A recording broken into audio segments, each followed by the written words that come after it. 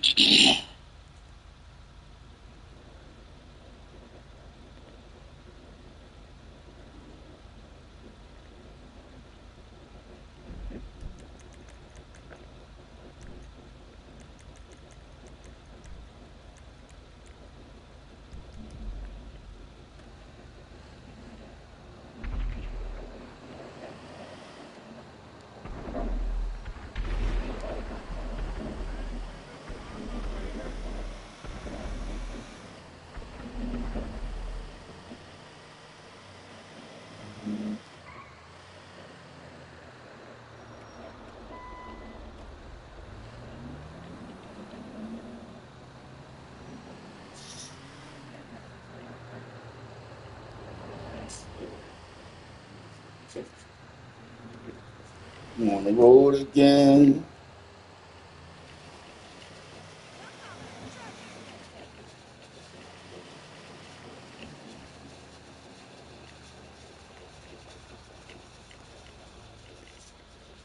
What's up? What up? What up? Top of the morning, top of the morning. How everybody doing this morning? Hope all is well.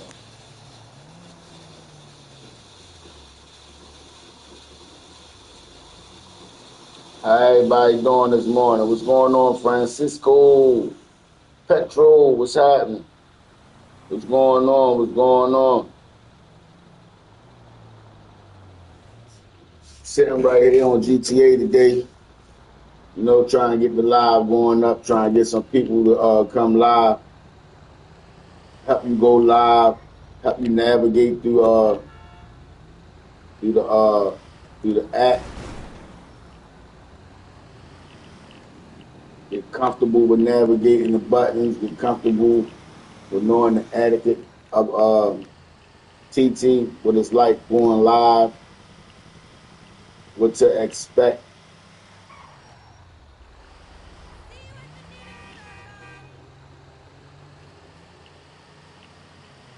You know, I help engage in your growth. I help your page grow, offer up tips, you know, like, you know, getting into your niche, finding your lane, being energetic, how to keep the live entertaining, things like that. Ask me anything though.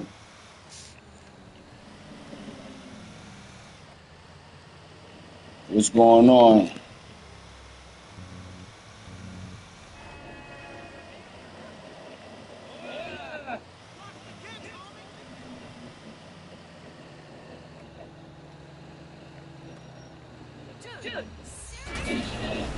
What up? What up? What up? Hey Nick, pin my gold. Pin my gold. Get your daily heart meets. Get your daily heart meets. When you come in somebody live, you want to get your daily heart meets. Just say encourage your viewers. Get your daily heart meets. Like, subscribe. I need 7 active followers. Please like, share, and subscribe to Live Out.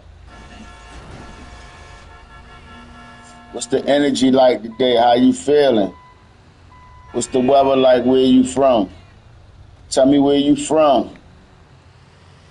Where you from? Where my live reaching you to? Reaching at? How far are they sending my lives out? Tell me where you from. What's your plans for the day? I hope all is blessed. I hope you have a safe and productive day.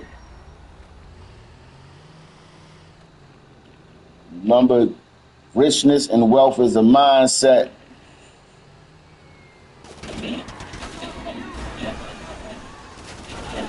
Richness and wealth is a mindset. Money comes to you easily, frequently, with the least effort.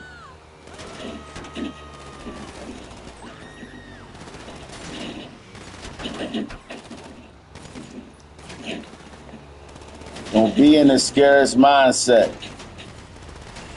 You gotta think of abundance.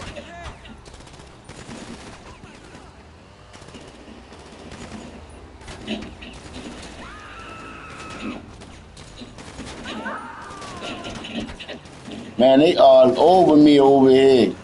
Golly, give me a break. Because security is a private matter. What can I do for you? An air team is on its way to you.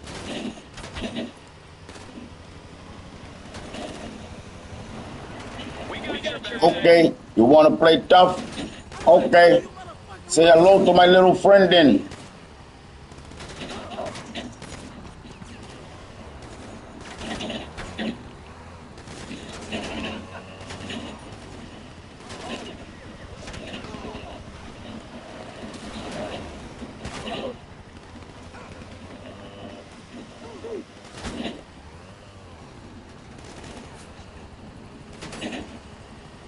Come on, man, you can't. Man, what I hire y'all for? Y'all can't even get the job done. They still on my heels.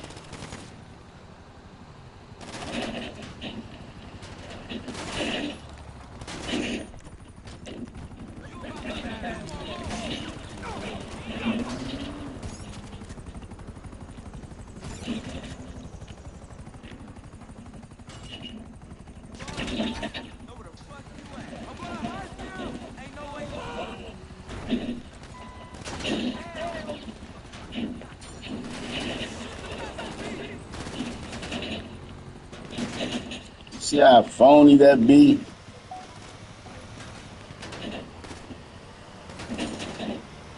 You ain't even fall off the bike. I hit you with a 5-ton truck.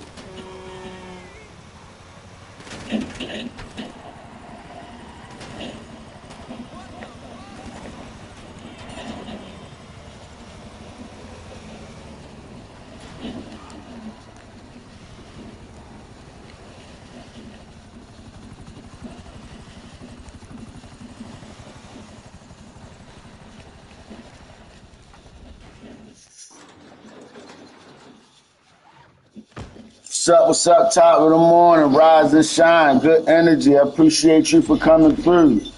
Appreciate you for coming through. What's the vibes like? Please like, share, and subscribe. Okay. I don't know how I say your name, brother, man. It look like you just coming to TT. It's a few things you need to do. Since you just getting here, you want to go live, you want to go viral, you try and get in the TikTok affiliates program. You're here to be entertained. Let me know what you're here to do. I can see these texts.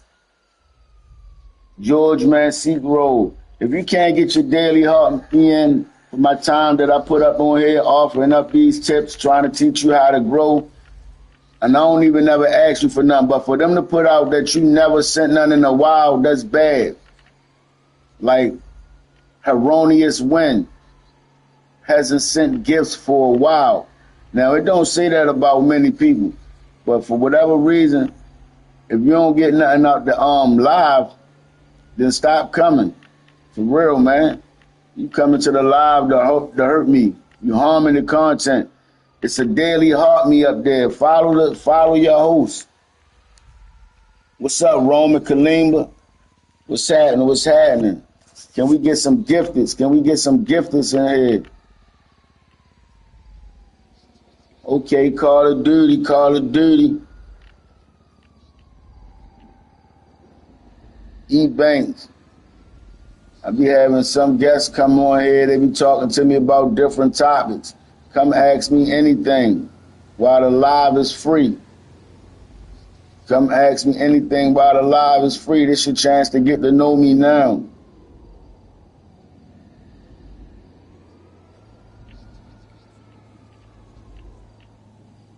On what?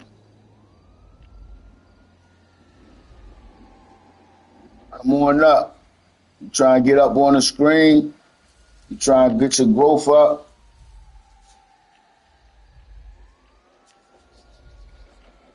Send me a finger, heart me. You want to come on up to the panel. Okay, Larisha is a high quality engagement.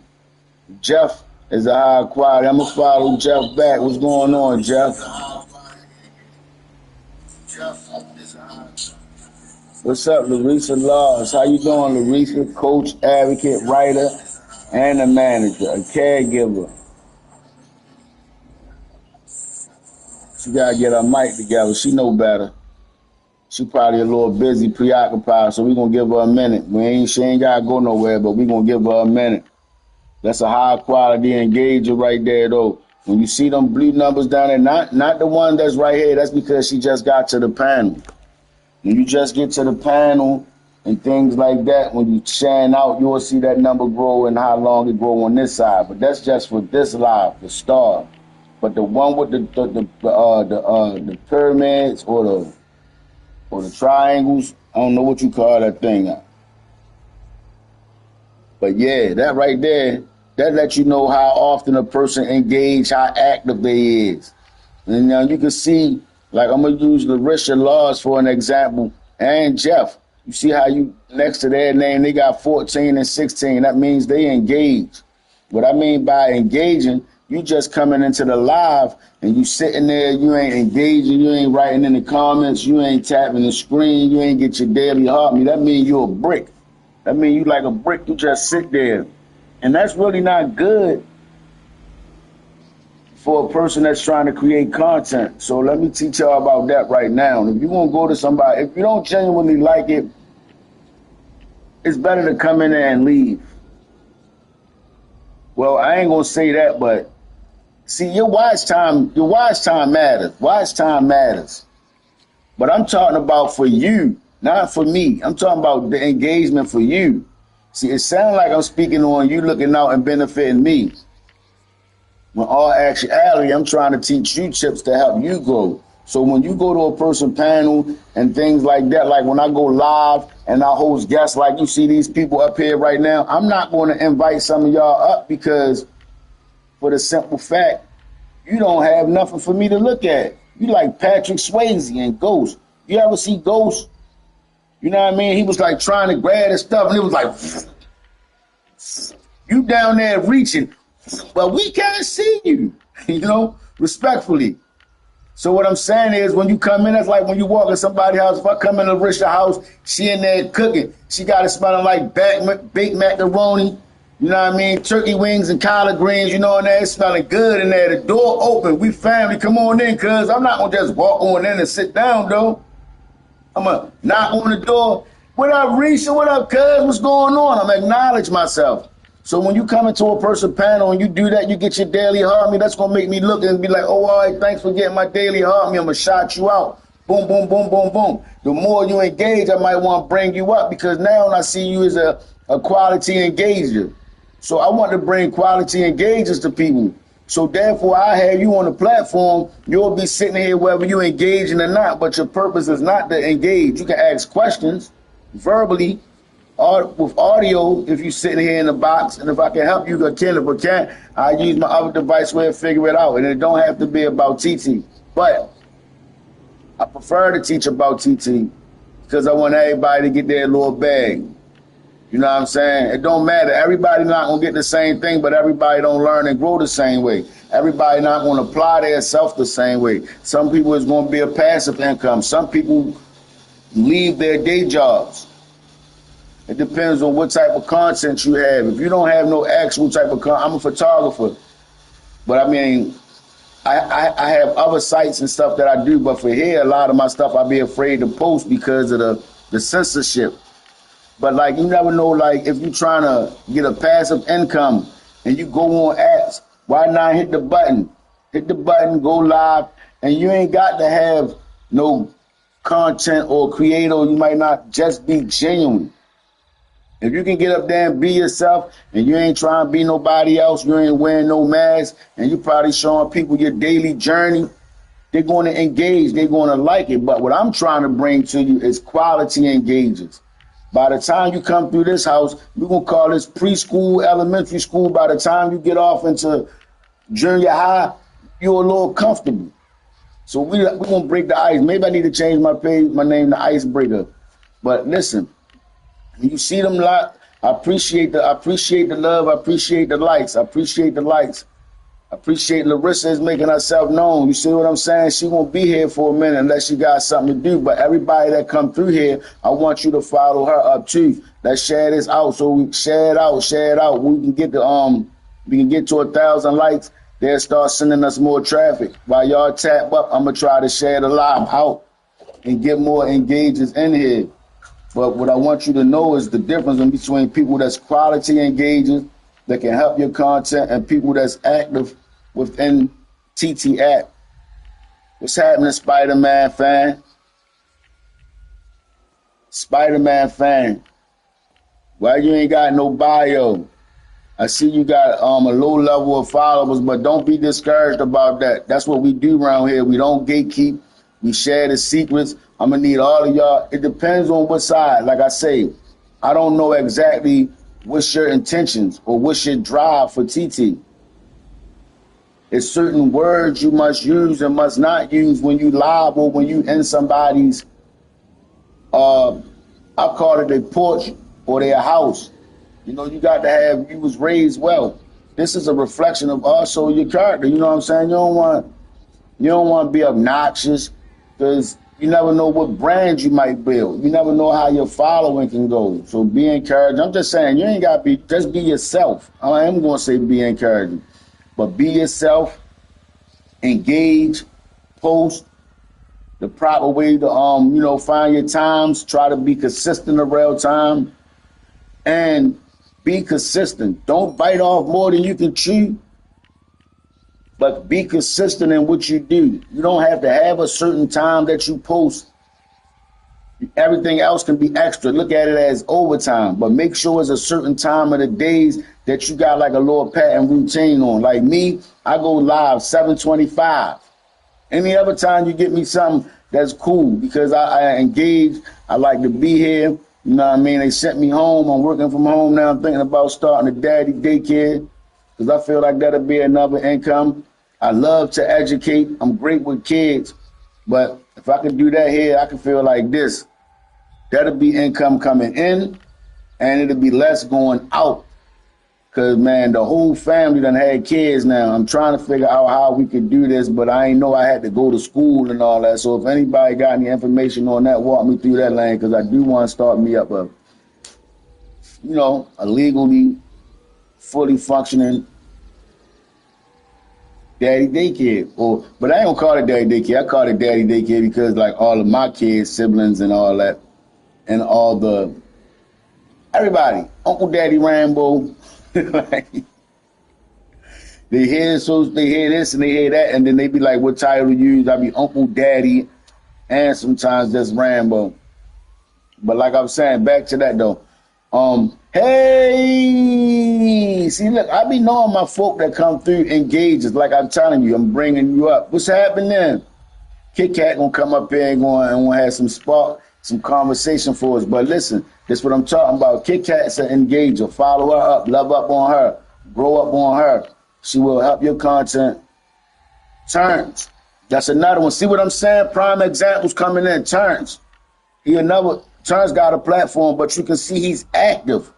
When you see that name right there, that's like how active they is overall, not just on this one right here. The people that you see on the panel, and you see the zero next to that star. That's for this live.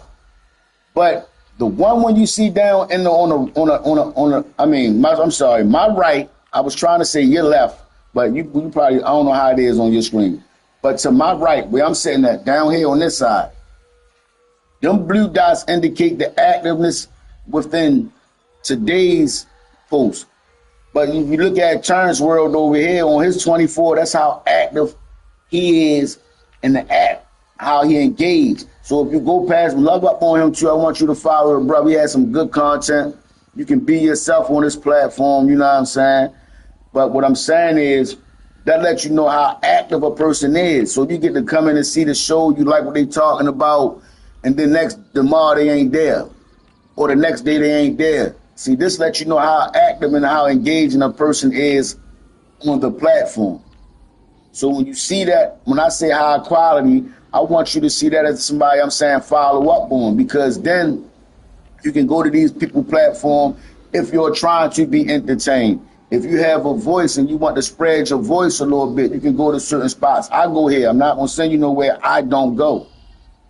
But I don't gatekeep. So if I learn it, I'm going to teach it to you. Each one teach one. That's what we do. So, it's going to be you soon. After a while, you're going to have to start making your own little videos. Like, yeah, you're going to have to go through, you know how you see people growing dreads?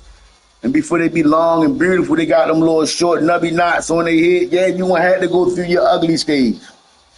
You will have to make your little videos telling TT what you want to do. Hey, TT, I want to go viral. I want people to see my content. TT is what I'm saying because they don't really like you to say the full thing. Censor your mouth when you get to some of these panels. Have some tough skin depending on where you go. But what I want you to know when you get there, we don't use racial slurs as in, we say BK, YTs, things like that, right? Just use some censorship. And it goes a long way better for you and the viewers because you never know who's going to like you, pick up on you, and want to follow you. But once you fill out the platform, you'll know what you can get. And don't take my word for a flat line all the way across with everybody's character because some people run a panel different. But what you definitely ain't going to do with more disrespect, bully the host, that ain't going to happen. But like, see, you got another one down here, Ronaldo, right? I'm not familiar with Ronaldo, but I know Ronaldo is an engager because it tells me that. And then, put a bio. Ronaldo's a high level engager, but he don't even. Why you? Do you go live, Ronaldo? Do you have content? Are you here to be entertained? Because I see you engaged. Ronaldo's an engager. He got low followers, but see me, I see quality in that. Anybody that I see that's active within the app, I feel like you are of some quality. Well, I don't go by your follower count. Your follower count do matter though, because if you need 200 views, I think, unless you got invited by TT to be a content creator. All right, for sure. You know the floor always open for you. Already, I appreciate it. You know, what I was about to say. I'm sorry to come back to me, my guy. Sorry, you can have up to 4 kids without having license. Oh, awesome sauce. See what I'm talking about? You see the reciprocation of energy and information getting passed through right here? I appreciate that. Top of the morning, King. How you feeling, bro? Likewise. It's good, Uncle T. How you feeling, Uncle C? All as well? It's opening my eyes, man. Yeah, so what they want to know, man, like, he take me out of I gotta ask you something real quick. What's up, brother? Yes, sir. Tell me what ways that you be using. Your head looking a little bit too smooth, man. I believe. Hey, bro, you know I'm really a rookie at this, right? I used to do this at one time when I was behind the thing, man. This is like I don't know, it's Hearns. Yes. I got some stuff y'all can use, man. I'm gonna show y'all the video, but I use mine, bro. Right on, put us deep. I shaved mine with the old school blades. Right on. Man, bro, I mean, like, I just started doing it, right? And I ain't even really found no real rhythm or routine, right, for it. But I used to do it when I was sitting down, if you know what I mean.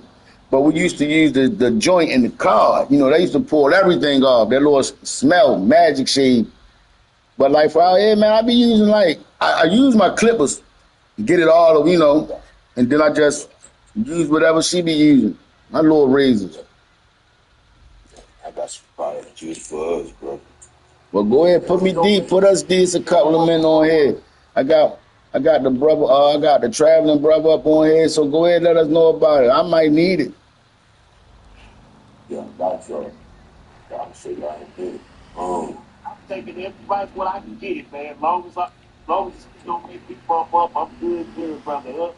Yeah, I still get a few good compliments on the fact that I don't think the owners I do, so I can appreciate that. Right on. What you be put? It's a number. So I mean, like, I remember when I first started, like, shaving down here with the razor, right? That's why I don't use the razor down there, because I bumped up. But they told me it was going against the grain, like, shaving the wrong way. So when I shave my hair, I shave it like I used to brush it, the same way, like.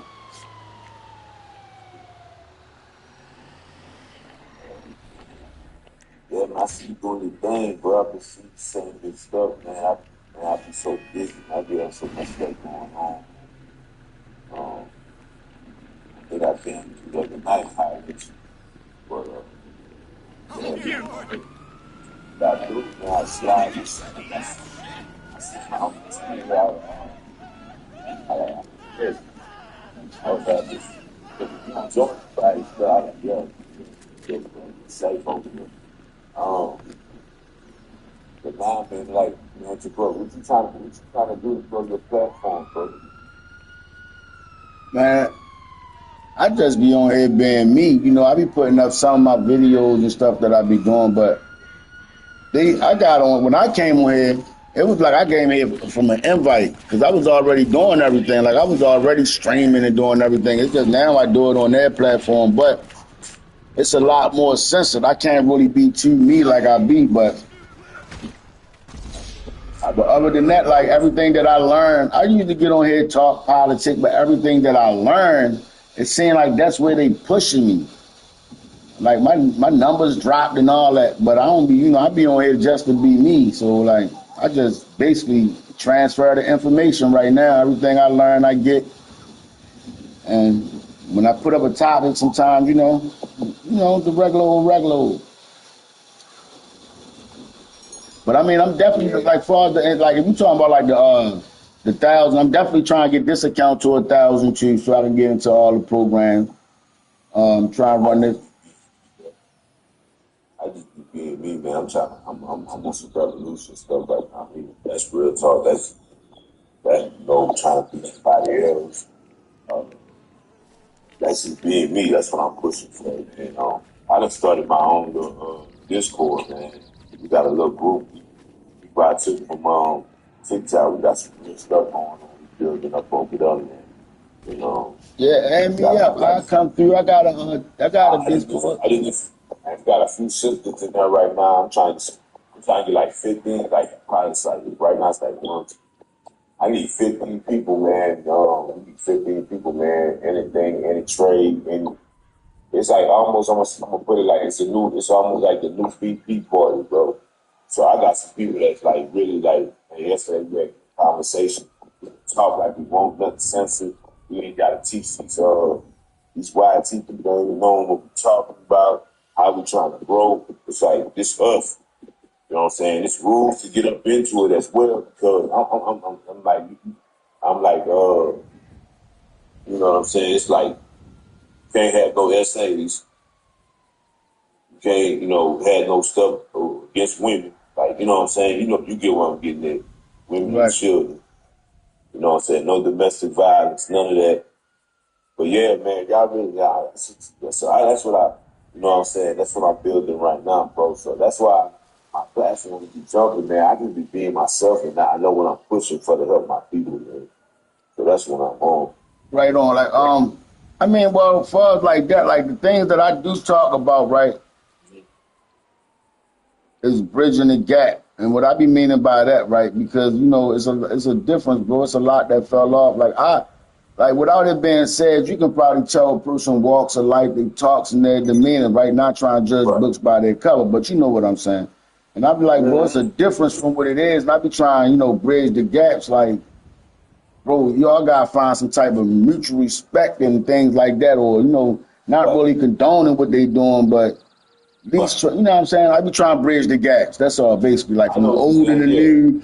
OGs and the young, from where we was to where it's at now, all of that. That's why I'm like this, bro. I don't want to knife with them right now because we ain't right.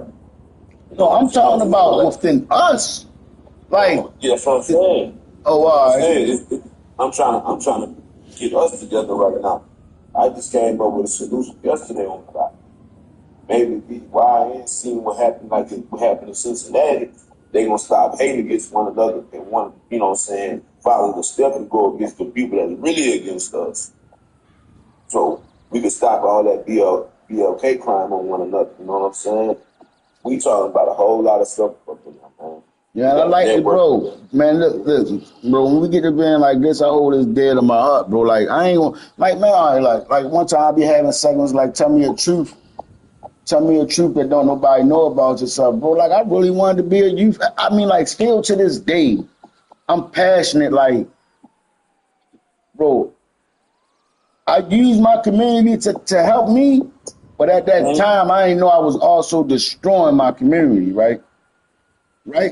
So now it's like a thing, like, bro, I want to rebuild my community. Like, when I was a little dude, I recognized the ones, even though I ain't listening. At that time, some of them lessons and things came with me later on in life, bro. And I'd be like, man, I remember that guy who was trying to, and I remember, certain things like, if I could touch one, I played my part, but that ain't my goal. I'm trying to reach as many as I can. And it's like, bro, I just be feeling like it's a loss of education, from tradition, on the big mama side, on the lack of dads in the household, jumping out there early trying to be a man to fill a void, but don't know how to be a man. You know what I'm saying? Things like this, being raised in a house with nothing but females, how I learned the discipline, opposed to how a male character goes about things different. Like everything I learned was from a female, right? And I charge my mother. I'm not one of them that bash mom and none of that. I hate women. I love women. I love the sisters, right? But I know the plus and the bad. I take it on the chin, you know, the good with the bad. But I lifed, and I know the difference. And it's like, bro, things change. I mean, I'm like the things that what I'm saying, like the things we was doing at 16, you see, it's when the 13 now, you liable to see it at 10. You feel what I'm saying? Like, so like, that's what I'm saying like that. So man, I just been trying to bridge the gap, educate, spread the wealth. You fighting that fight, bro. Like, you know what I'm saying? I get what you're saying, bro. Like, I was the same way, hard-headed. But it seemed like everything they taught me back then, bro, is coming back to reality to me now. Like, dang, that's the same thing my mama told me. That's the same thing my grandfather used to tell me. Man, I was like that. You know what I'm saying? And, man, it took me, like I said, bro, it was my third time. It was my third time going to prison, bro. I did a year and a half, bro. I'm not trying to go back, but if I go back, it's going to be behind my people, bro, because I know what these people trying to do to us, man. And I'm also trying to teach the youngest, man, and just stop that, man. Stop the hate against one another, man. Love one another. Man, these people, we giving that other community something to talk about, man. Something to talk about, something to thrive off of. Man, I'm saying, like, bro, like, I mean, it be hurting me to my core, like,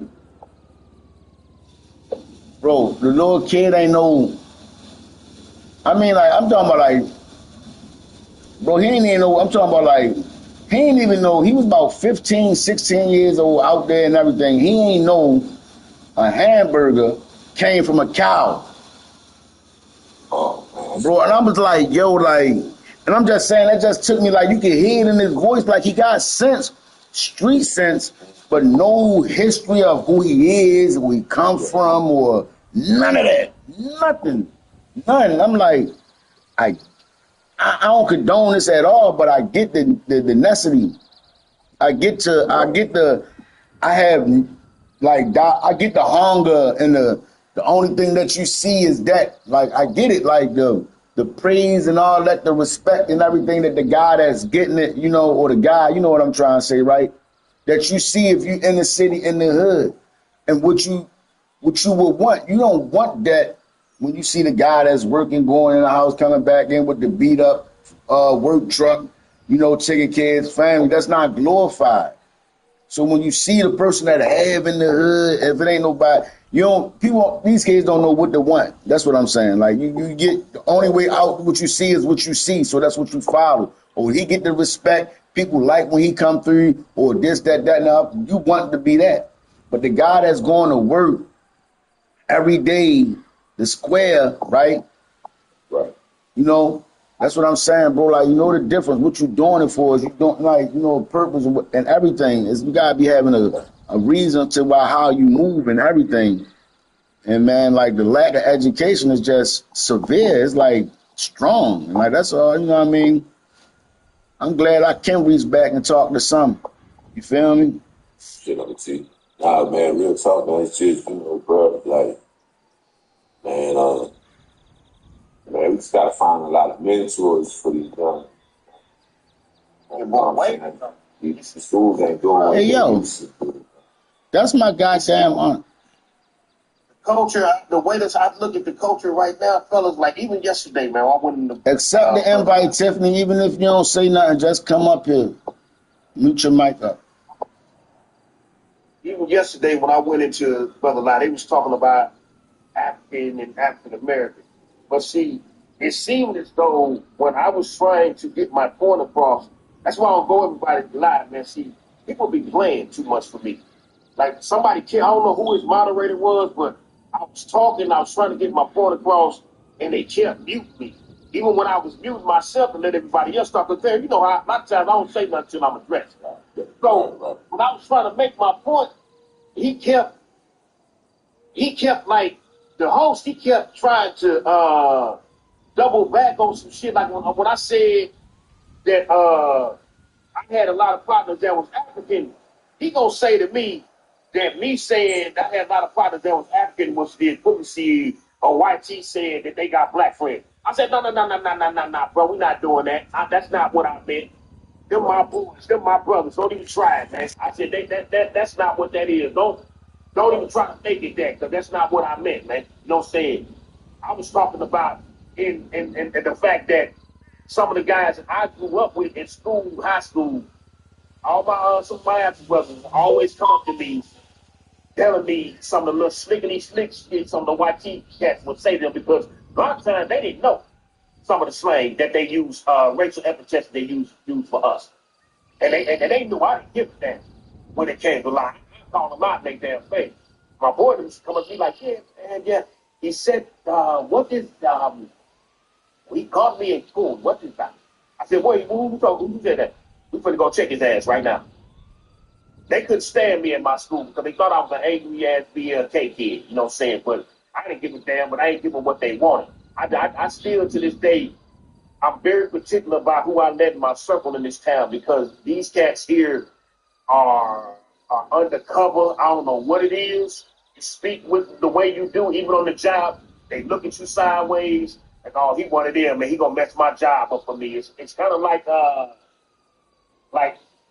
back in the day when people were saying what Paul Mooney say. Russ, you gonna get us in trouble. You know what I'm saying? Why is you speaking out so damn much? Like, I'm cool with everybody, but and I got white chick friends, but I don't kiss their ass in their face. I tell them quick as hell they say some slick shit to me. But I don't do all that sensitive ass shit. Like, dude, what did you got to talk to me? You making me think you think like them. Because what did you fuck is you getting your feelings about? You know. How they think though? All right, so like you socialize with YT folk, right? I'm in Minnesota, man. I had to socialize with everybody. It's a melting pot here. I socialize with everybody. What's up, Lady Chaos? High quality engagement. What's going on? But what at the same time too though, when I first got here, what I've learned and seen, they're very reserved here. You have a lot of rich BLK and rich YT. When I went to school with a man, the rich BLK treated me like I was shit because I didn't have what they had. I came fresh from Dallas, you know what I'm saying, a regular old project ass kid, and I ain't really, we started to build and get shit as we grew. My mom and my dad, when they worked and shit, we started to build shit and they grew, but shit, we went through some shit when we first got here. Because like I told you, the first time, man, when the police got called to the wrong crib, they came to my parents' door, and my dad said, well, we call you, you at the wrong house, man, please leave my house. This egocentric ass motherfucker turned around and said, my dad said, fuck you too. Fuck out my house. Hey yo, F bombing, bro. They gonna get us flagged, or they gonna drop you. I mean, you can get your point across. Yeah, you can get your point across. We can't say the F word this way. I don't care what you say. I'm just telling you, if they give me the flag and saying that you're doing something, I'm gonna have to drop you. That's all I'm saying. You can talk how you want to. Oh, okay. All right. No, I ain't gonna say nothing about it, man. I know all this TikTok friendly language. I get it. I understand though. But boy, look at here. Terrence, make sure you drop your TT and them razors you said you had. Don't forget to drop that on us too, and your Discord. But do you not deal with a lot of kids though? You know, I deal with individuals, right? This is what I'm saying, right? I deal with individuals to where as though, all right, I'm more along the line with Terrence right now bro, I'm in the house right now. Right. But I am not prejudiced, racist, or nothing. I'm biased in my own kind. I want what's best for my own kind, but I am not racist or prejudiced or nothing, right? But my main focus is on minds and ours right now. But with that being said, I do not have no problem with teaching or enlightening. I don't like to use the word teaching. I'm gonna say enlightening or bringing back to a personal forefront to any race. I want to learn about all walks of life, right? Check this out. You know what I've seen here that I've noticed, and I've had to call it out, and I just had to call him up the other day about its rhetoric. You got a lot of cats here that say they Native American. And see, I ain't never dealt with the type of Native in Texas that I dealt with here. What you mean by Native American first? Elaborate on that, because I don't know. I mean, I know what about Native American, but you got so much going on now, right? Now, check this out, bro. There's a difference between some of the ones I was in where I was up in South Dakota, difference between the ones in Texas and all of that. The cats here there's a lot of, I've come to find out they're mixed. And I've even had some of these fools even tell me, which is weird to me. I've even had some of these tell me, well, they don't really allow no BLK on the reservations like that. I said, what? Huh? I said, since when?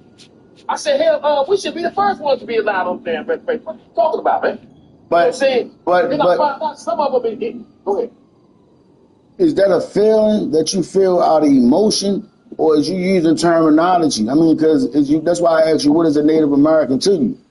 Because if you ain't Native American, why you want to be? If you ain't Native American, you don't identify or socialize as Native American. Why you want to be on the reservoir and have their rights? Look, man, I'm cool with a lot of my cats, man. You know what I'm saying? That's what I'm saying. You talking about Indians, right? Hold on, time out. I grew up around, you know what I'm saying, like a lot of my Native brothers in Texas. So the term Indian, that's from India. I can't call them that because that's from India, man. That's what Columbus was calling them when he first got over here. All right, so I'm saying I'm trying to get the understanding to identify, at least be who we are identifying as Native Americans. That's all. You know, that's why I was just asking you to get. That's what I'm saying. So now that I know who we are identifying as Native Americans, I can follow your topic. Now they get me to I'm gonna get to the point where I was saying though, like the first time that I got here when I was 13 years old, the first Native dude I ran into was an older cat, and he misunderstood something, and he called me and my brothers the N-word. That shocked the hell out of me.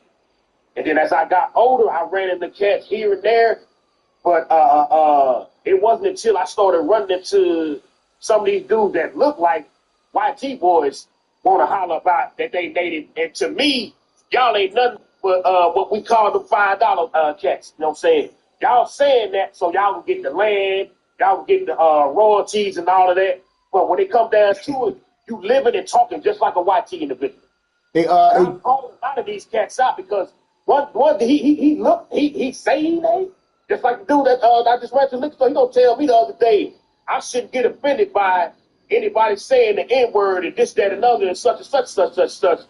I'm like, what are you talking about, man? Hey, OT. You said you from where you from? I'm from Texas, bro, but I live in Minnesota. Oh, how old you is if you don't mind me asking? I'm 50. 50. So you've been around, you seen some things. I mean, why you ain't gonna say that shit? I'm saying you 50 like I'm 44. I have. That's why I'm gonna be real with you, girl. I'm numb to a lot of shit because of the shit that I've seen since I was a kid. I've seen a lot of shit that I wasn't supposed to see. But that's the reason why whatever didn't unalive me only made me stronger and it made me have a better attitude about how I deal with people because how my great grandmother raised me. My great grandmother didn't raise me to be no hate monger. My great grandmother raised me to deal with people accordingly. But if they don't want to deal with me because I'm BLK, I don't got to take that shit.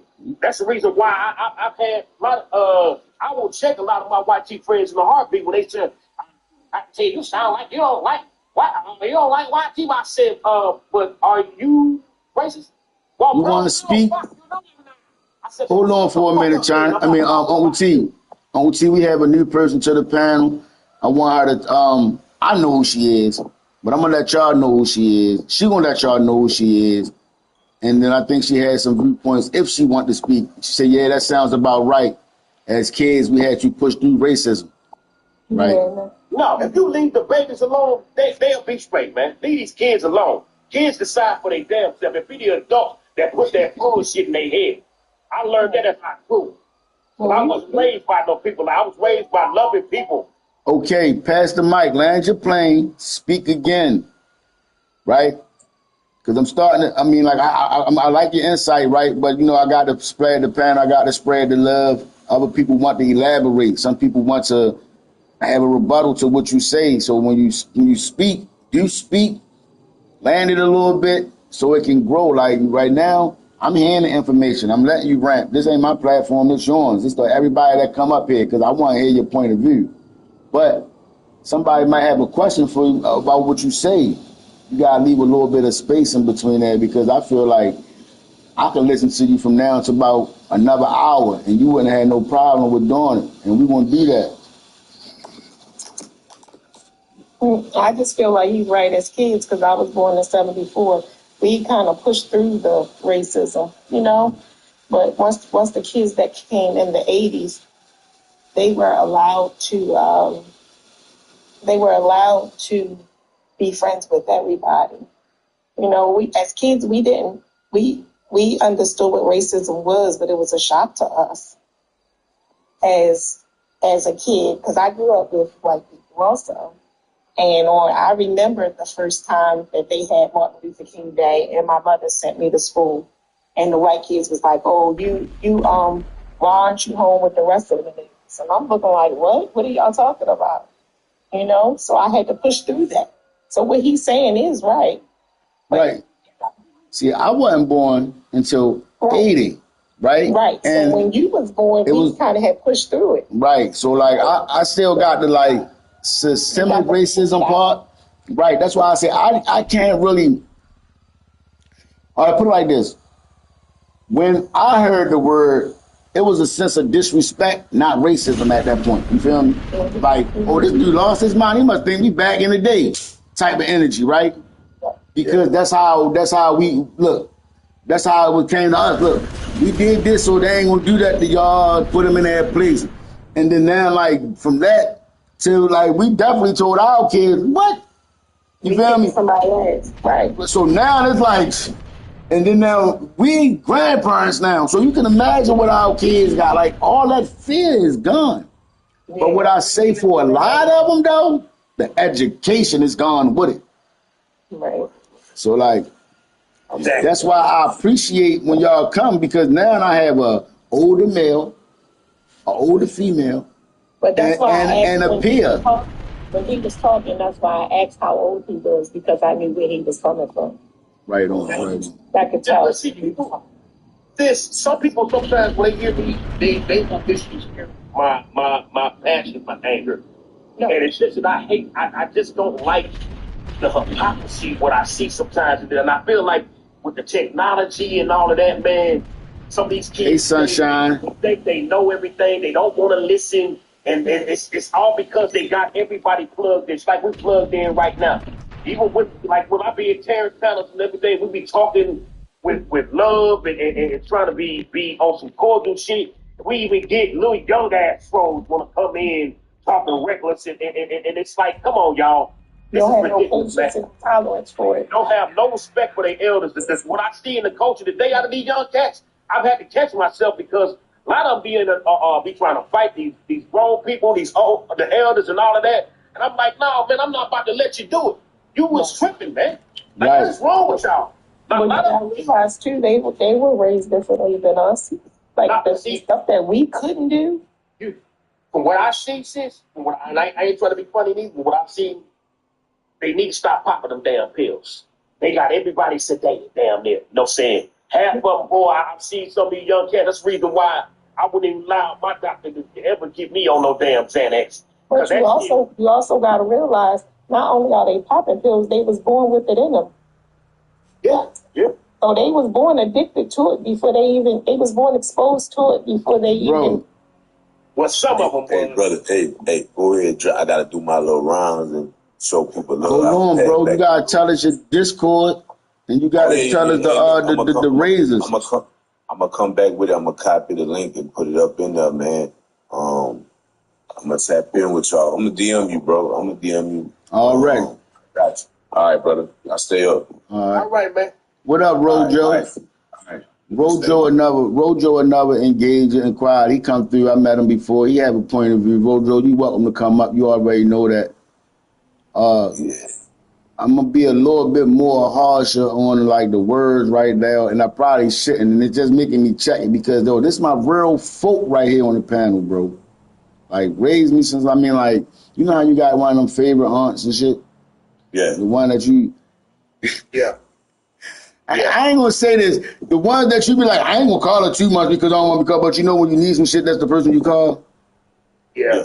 Like that, right? I ain't gonna say like only time I called was when I needed stuff, but I ain't gonna lie. It was like that's what I be saying. Like it be the mind frame or something. Call me whenever you need something. But you're not calling because you don't want it.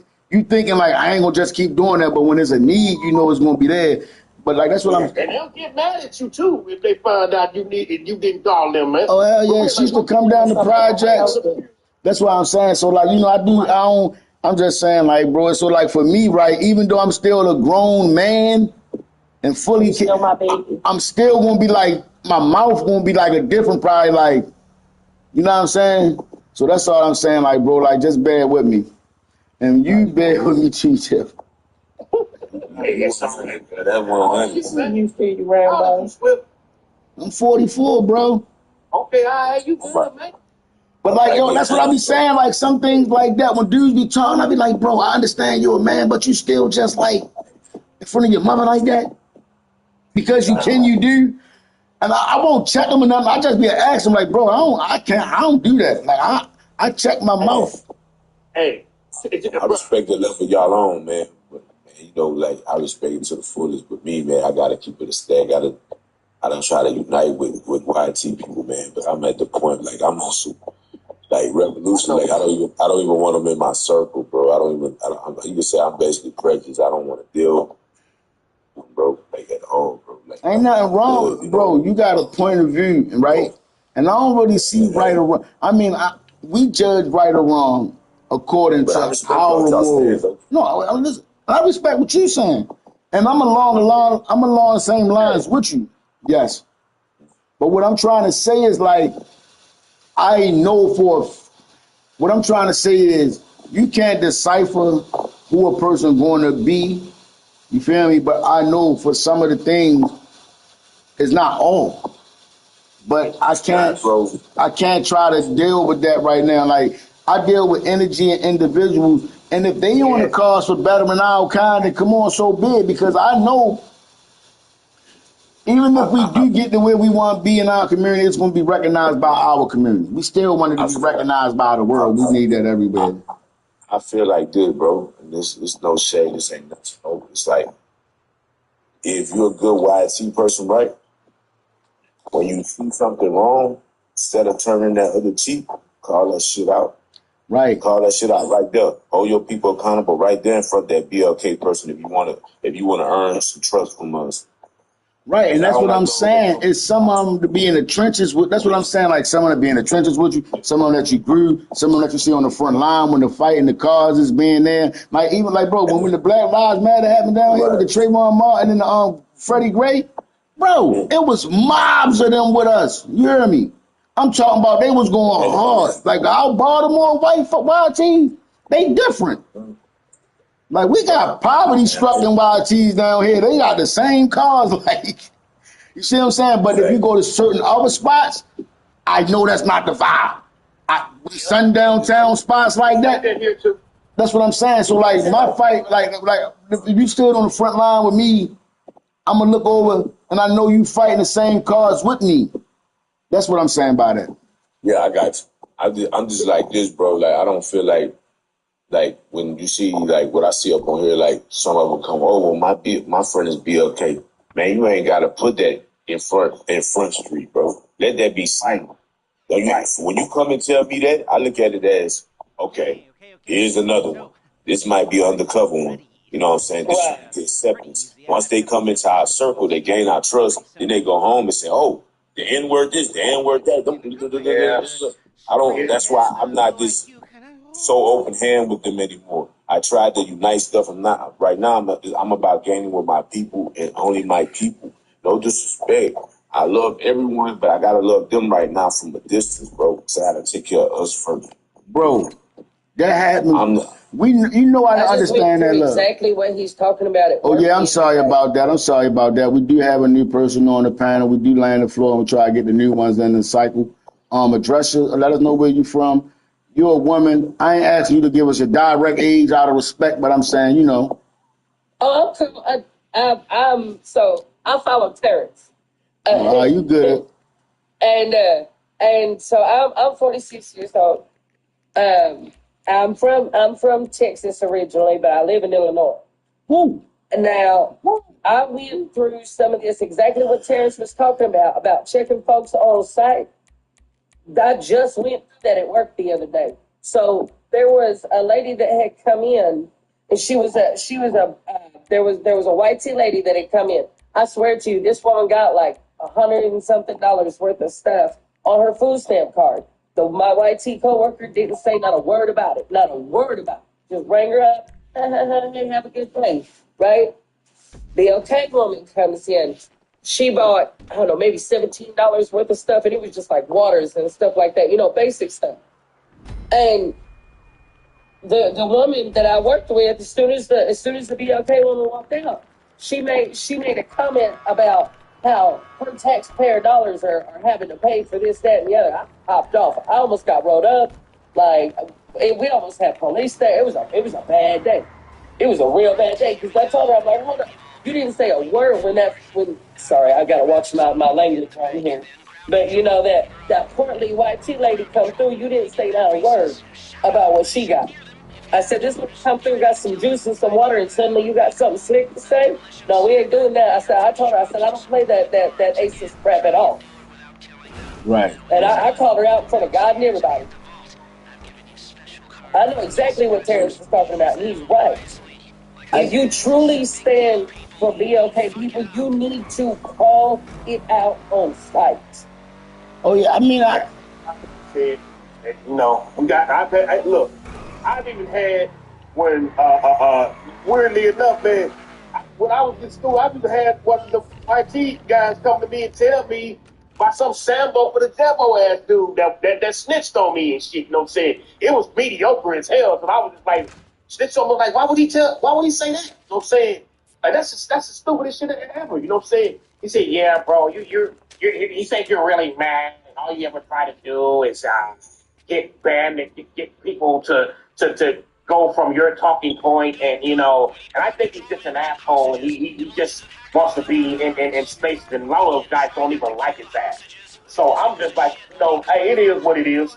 I done got looked down like that half my years in high school, so it really don't even bother me. But my question is, what made that person so comfortable to say it around that man for him to come tell you? What made that person so comfortable to do so? Because he probably felt like he was with the shits like that, and he wasn't. I'm still cool. People know around me. Don't even try. Don't even try. Yeah, I'm still cool with that dude to this day. Like one time they tried to jump him, and called him an N-word. time out for the nonsense. So he came and got us. So I said, so won't you elaborate on what you said? Bro, I never said he's making that up. I said, yeah, won't you say it to our face though, man? I know he's not lying. I done heard some of y'all where y'all think nobody not listening to you. Mm-hmm. They say it in circles where they feel safe. All that nickel bag slick shit. See, that's the type of shit I don't like. I tell people to their face. Anything if I say to somebody about your mom, I'm gonna say it directly. But that's because we built that way. You know what I mean? Uncle T, we built different. You gonna tell me somebody, did you say that? Yeah, I sure the hell did. And you know I did. I ain't sugarcoating shit. So I ain't gonna smoke up nobody's ass. Real talk, don't play with me. Yo, we getting fired up. But yeah, That's why I love Uncle T. I love my people. You know what I'm saying?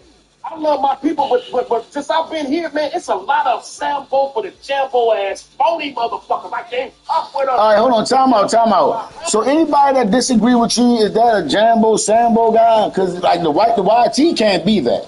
So you got to be talking about the YT can't be the Sambo. So when you say the Sambo, right, they got to be us and the ones. I don't even want to use Uncle Tom. I don't even want to use Uncle Tom, right? Because that's misused. Bruh, I remember. I'm gonna be real. I remember. Hold on, I'm asking you a question. Yes, I'm asking you a question. So when you say the the Jimbos, right? And I said I don't want to use Uncle Tom, but you referring to them, and I'm saying why is this, right?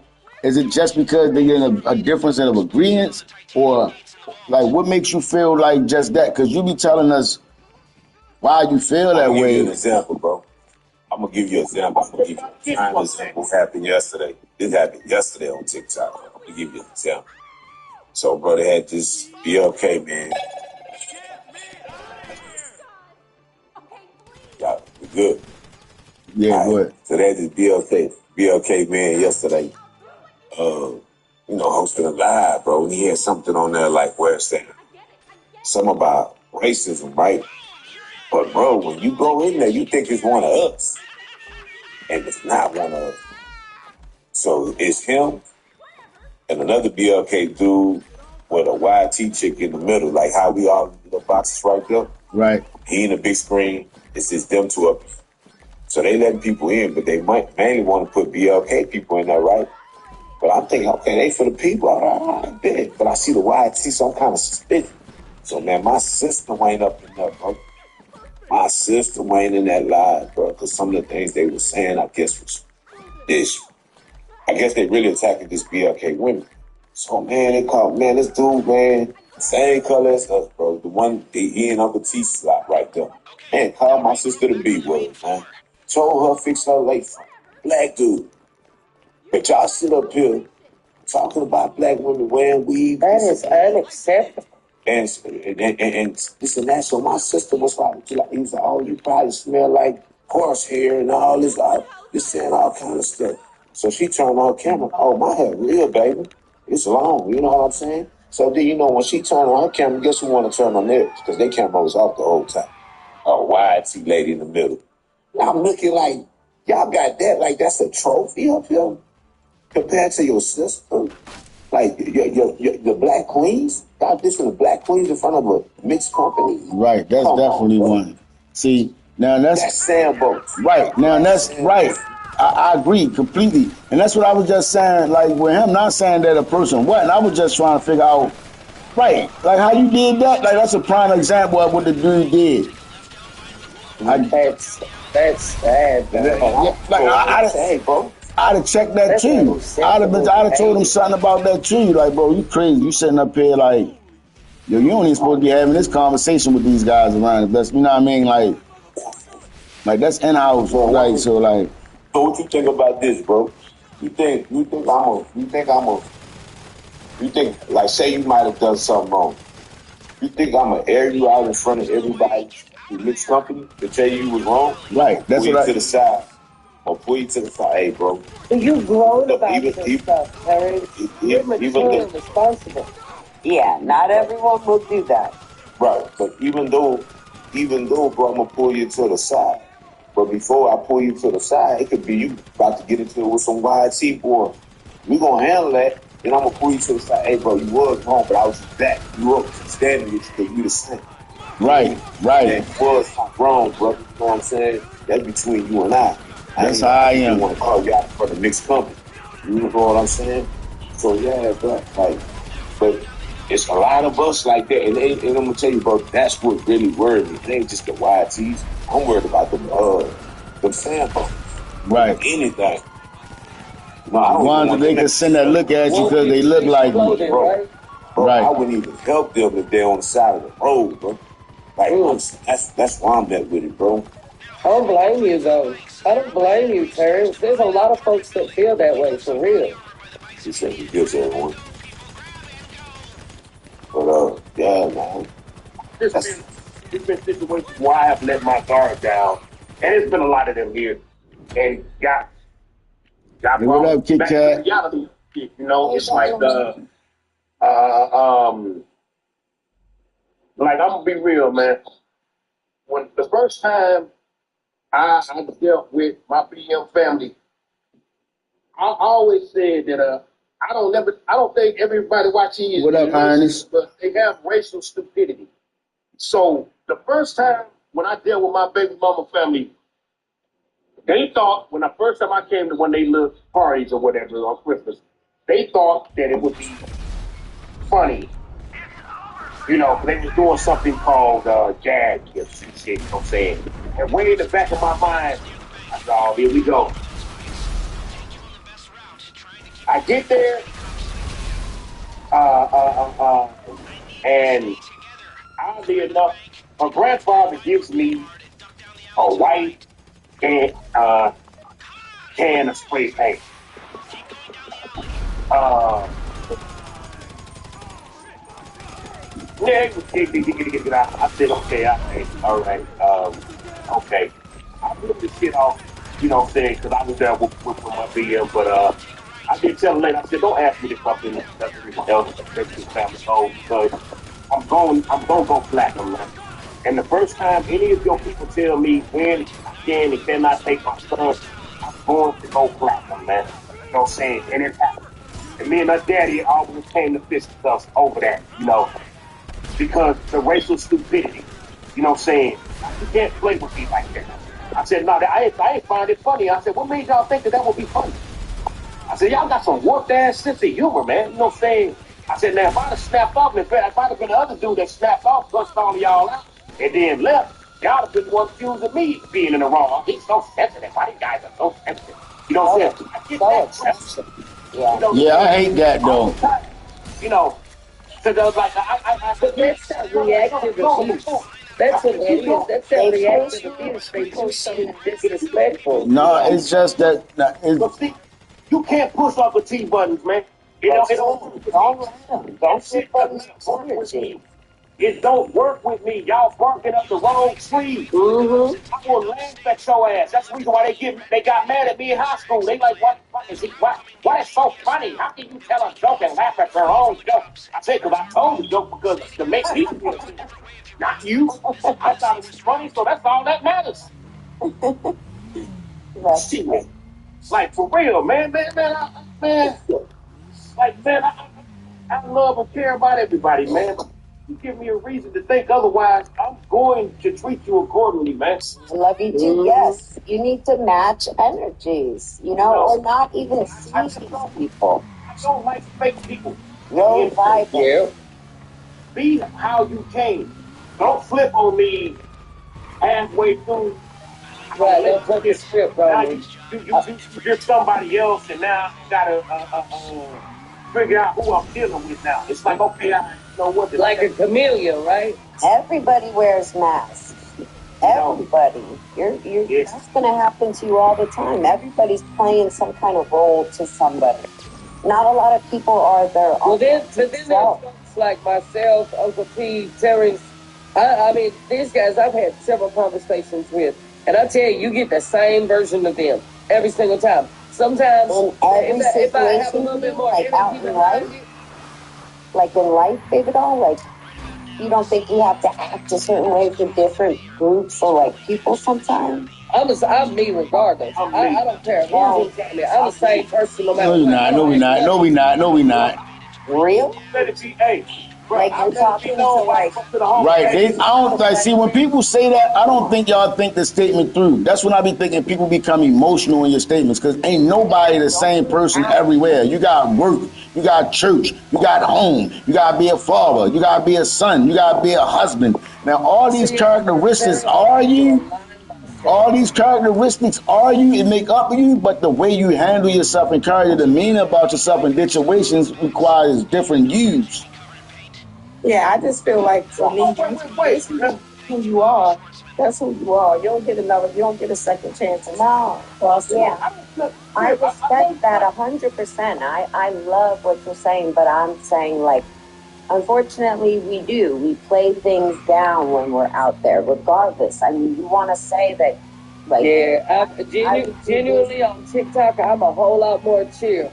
But I promise you, man, I mean, I've got energy like Kool-Aid Man. You know what I mean? Boom, I'm here.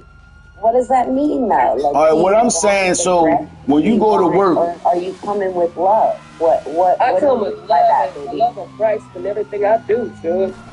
Yeah, no. I'm nothing respect. I'm just trying to get to know you, and I just want to know, like, the real. I just know sometimes I have to act different. Like, you know, I can't say the things I want to say because I want to be respectful. So there's some things I don't say. I don't get myself, look. There's a way to say. I don't put myself in situations I'm a where I waitress, can't be so I'm myself. stuck. You know, you're never in a situation where you like your job. Where Right. you have Oh, honey, I've been wrote up in my job for writing scripture and matchbook. Like, no, I stay the same. I promise you. But you know what, Swift? I'm telling you right now, man, I guess I can say that what you said to a degree, I probably was that. But that the older I've become, man, I'm unapologetically me, man. And at this point, I really don't give a damn. If I'm not your cup of tea, you don't like me. Oh, I'm being around me. We don't even gotta deal with each other. no, that's not what I'm saying. Okay, all right. See. That's what. See that. All right. That's not what I'm. Right. See, I'm a little long. What I'm trying to say is not that. All right, bro. Yeah. When you're in the bar, you're not the same person you are when you're in the church. Right. That's what I'm saying. Like that. That's what I'm saying. Things like that. I'm just saying these are. I'm just trying to give an example of things No, like I see that. what you're saying. I validate what I you're do. saying. I do. I think Uncle T and I are both just speaking from our own personal experience. You guys are passionate. That's the type of people I'm at to deal with. That's beautiful, and you should be passionate. Like, No. that's some crazy stuff that has been going down. Huh? That throughout Stuff that history, comes along with age also. Yeah. and then also I think having to be black. How old are you? That brother might be stuck in his ways. America. We I are. know I'm stuck in mine. I'm stuck in Right. Because see, look, what I'm saying, like, as you know, you ever like when you get older, you become more of you, right? And I get that. Like you become what they want to say, you become stuck in your ways. You ever hear the term like you become stuck in your ways? To waste on the bullshit. Exactly. Exactly. The time, the patience, none of that. Right. None of it. You know, and I tell you what, every time Uncle T has been consistent. Every time I've been on a panel with him, every time I've talked with him, this man has been consistent on who he is. Yeah, that wasn't it. It was more like we have to go out there and like. All right. So this is what I'm saying, right? All right, never mind. I'm sorry. Right. What I'm trying to say right now, if Uncle T had to go talk to the school principal about some action that his daughter doing, he gonna be in there cussing like that? No. Depends on what it is. You're a different person when it comes to kids. Right. That's what I'm saying. So hold on. But here's the thing: if I have to check something that was out of pocket, I'll be respectful and use her language accordingly. But if something happens and that's my passion, it's gonna be a few words that get used. I don't give a damn who get offended by what. Yeah. Because I've seen some stuff that I get too much cut for in the school system and every damn thing. Like they doing that now today. It's some BS. Man. Oh, they got my son on some BS, Uncle T. They expelled him, made it to where he couldn't go back for 2 years, all because he stood up for his sister on some racist BS. That's what they do. They do that here, though. You can't even. Like, I had a friend of mine. All right, hold on. Give me a second. We got 2 new people to the panel. Oh well, Ruby, that's a moderator. I thought she was due. I don't even know how you. I forgot. She got the power to bring herself up. I was just about to say I didn't bring up. That's why I ain't recognize you. But she do. And Coach K, welcome to the panel. I appreciate y'all being down, sticking around. We want to hear your viewpoints. There's really no topic. We just building on conversation as it goes. If you heard something you want to speak on, please do. Let's start with Coach K, and then we can go back for Uncle T. Gonna keep on speaking. That's one of my people. How the new person Opportunity. Oh, they dropped. Okay. But Swift, really, to be honest with you, bro, I ain't come on here on these things, man, to be having random just arguments and circles with folks. So I really came to just vibe with folks, and maybe if God willing, I might be able to have me a night full of nachos with some of y'all someday. You know what I'm saying? But yeah, man, we got to go check out that Casino City, Uncle T. You know what I'm saying? So it's like, dude, I want to vibe and really get to know good team with people and not everybody that's on some hurt shit, because at the end of the day, my great grandmother didn't raise me to be like that. But if you try to come with that type of energy, I don't have to deal with you at all. You don't have to deal with me. Period. I had a homeboy tell me, man, you gotta be this way and that. When you put, I said, well, man, I ain't gotta be no kind of way. If you don't like me and my attitude, how I talk, then stay the hell away from me. Stay the hell away from me, and I'll do the same. It ain't that deep. It ain't that hard to do. You know what I'm saying? If you really supposed to be friends, you dealing with somebody that you say that's like your brother and this, that, another. Y'all should be able to agree to disagree, and it shouldn't be no animosity about some shit you done said. I agree with you. Look, I'm a man's man, right? I mean, I like bro, when it bothers you, when it bothers you, address me, probably we can handle it right. We will handle it however you want to handle it, you know what I mean? But look, I like to deal with I like to deal about the elephant when it comes, right? And what I'm saying about you, right, right. I'm like, Uncle T, you my type of guy. Like, I get it. I feel like, I mean, from what I'm hearing about you, you're a straight, genuine guy. Right. You just stand, I mean, you's a man. I get it, right? And you got your point of views. And I don't knock nothing about it. If it's your boy, your brother, sometimes y'all gotta punch each other in the mouth, man, then sit down and smoke one after. Yeah, we done that. We done that. I come from the era where that used to be the thing. Fight, and then, yeah, like, I done fought. You wasn't my friend if we ain't fought one time. Man. You tell y'all ain't from my neck of the woods. Bro, so like that's what I'm saying. Yeah, I grew up about that. Don't keep running in and out this house. The next time you come back in here, you standing here. Like we was outside playing. Like so. Like I get it. But what I'm saying is, I'm gonna head out. Swift, it was a pleasure being on your panel, honey. Right on. Much love and respect. I'm gonna go ahead and let you drop me down so I don't affect your numbers at all. All right. Appreciate you. Always come through. You more than welcome. Appreciate your point of views. Absolutely. Hey, Uncle T, I'm gonna be going live here soon if you want to hop on. I'm gonna jump off in a little bit. I'm gonna give me some breakfast, y'all. Shit, my blood sugar low down. Right on. All right, Uncle T, I appreciate you coming through. And meditate, baby doll. You should go outside and put your feet in the earth. And just, I swear, I just got back from vacation. I did all of that. Had my coldest waters in South Dakota. That water was so damn cold.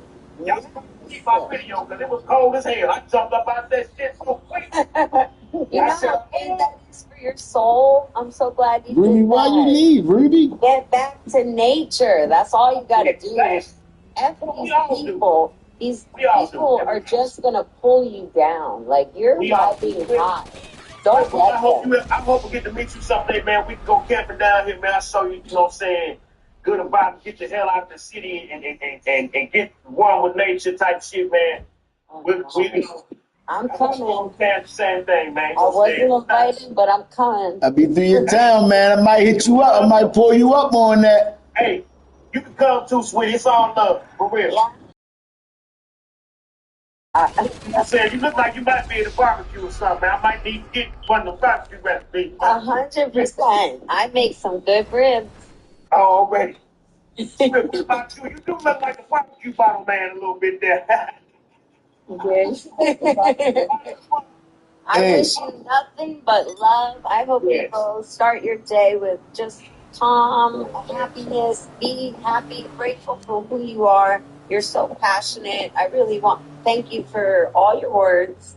And get some breakfast. Get your blood sugar right. Okay? Just take care of you. Don't ever let any of these low vibing people, if you are lame enough to get segregated by religion, color, or politics, that's just so low. This is the same thing they keep playing on us. The same play. They don't got to change it because we're falling for it.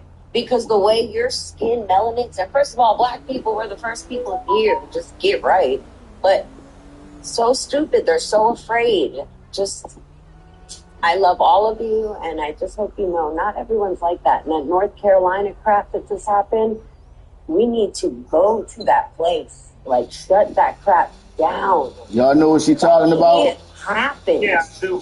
That cannot happen. Did you hear that, man? yes, sir, yes, sir, yes, sir.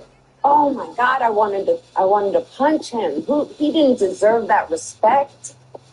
That disgusting man who had to try to feel like a man to make another man feel worse. He was just playing, he was just playing to give them enough rope. I know, because he wanted to walk away with his life, but that couldn't be. Sometimes you have to the cop comes and doesn't care. Sometimes you have to pick your spot. That's why I know I would never allow myself to get caught up in an environment like that unless I got back. I didn't know more. That's a prime example. That's a prime example when you had to not be you.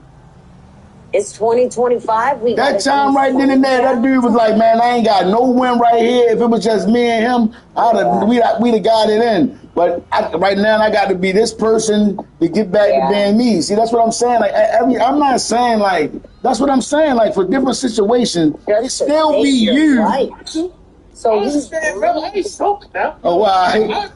No. I never slayed myself now. Unc ain't crazy. No. Not at all. He is saying he just wanted people to get real. He was saying, just understand, and we're okay. It's human. You're allowed to do that. The whole world's a stage. We were told that. This is all illusion and crap. You make your reality. You're a sovereign creator of your experience. The more you focus on, that's what's going to come to you. Don't vibe with these low people. Don't even see them. They're not even in your hemisphere. Like, you're vibing at 963 godly. Like, you guys, and if you're black and melon, like, you can connect to the earth so much. You guys are just amazing. So we got a new one to the panel. You know what I mean? Get that. All right. I'm going to get up out of here, big dog. All right, no problem. I appreciate you coming through. I appreciate your energy. No problem. Take it easy, Uncle T. Good love, y'all. Uncle T was a ball of fire. Yes, he was. He's so passionate. Yeah, he was. I mean, I get where he comes from with some things, but I be like, bro, that's what I be saying. Like, I think sometimes we be getting so emotional, so passionate. You know how much egos have killed people because of egos? I'm unalived. I'm sorry. Red too real. Unalived because of an ego? You stepped on my shoe? Like, damn, come on. We're ending lives. We're becoming God. You're taking somebody's soul away because you can't step back from that anger. But a lot of that is indoctrinated because of what people have had to deal with here. Like 50s, 60s, you got people. Oh my God. I'm just so grateful. Like, y'all have had so much beautiful mercy, and you're not like Europeans. There's not hate in your heart, the pure hate like that I see in some Europeans. They literally would defile the men in front of their families, so they'd never look at them the same. I know the history. That's disgusting. I know the history. And that's what I be wondering. Like, I mean, I ain't even say that's what I be wondering. Like, I know the history. Yeah, that's real. But I know, that's it's like, I know, I do. And it's like, I know, I'm just one of the ones that be like, it's crazy. What I'm trying to say is like, it could be some things where though you like, I want to get back, and it don't matter who of any of that person, kind of like somebody do something, somebody in my family, unalive somebody, you want to get back. And if you can't get the one that did it, you want the next person you can. But I do not get, like, you have to be like a straight up evil person now. Like, I'm not going to, that's like the same thing in my eyes that my ancestors and folks was going through, I'm doing. Like, I don't like you just because, like.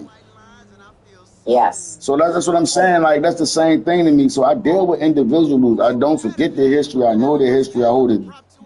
I keep it dead in my heart, and I teach it. Know who they are. That's who they are.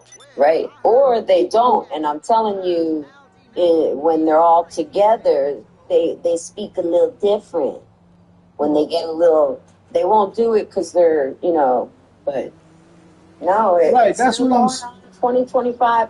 My son is half black, and I'm at the dinner table, and out of nowhere, my grandma.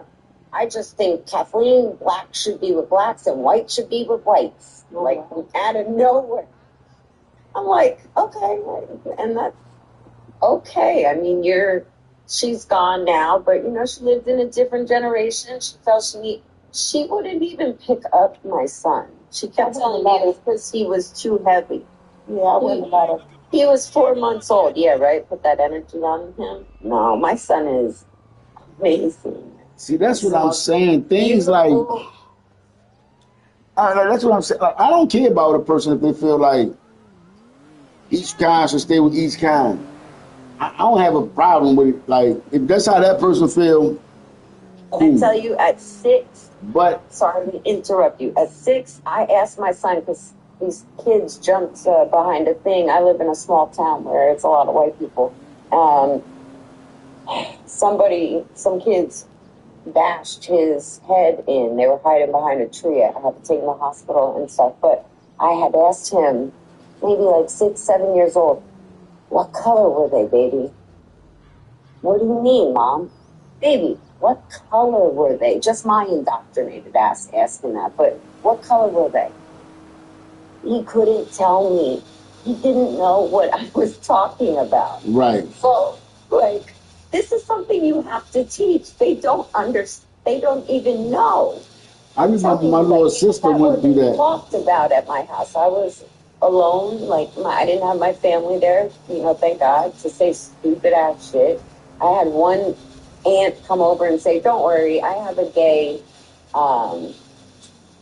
cousin." It was married through blood, but she's like, "Don't worry, we have a gay person on our side." So I told my uncle, she was like, "That now you guys have."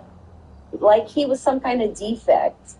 I just sat there like, what made you think you could come over and ever say something like that to me? And then later I asked my mother, was she offended? But they don't even realize it. Oh my God, it's just. Bro, that is so true sometimes. And you be like, and you be sitting there like, ain't no way. Like, you be like, is she for real? Yeah, no, man, that do happen. No worries.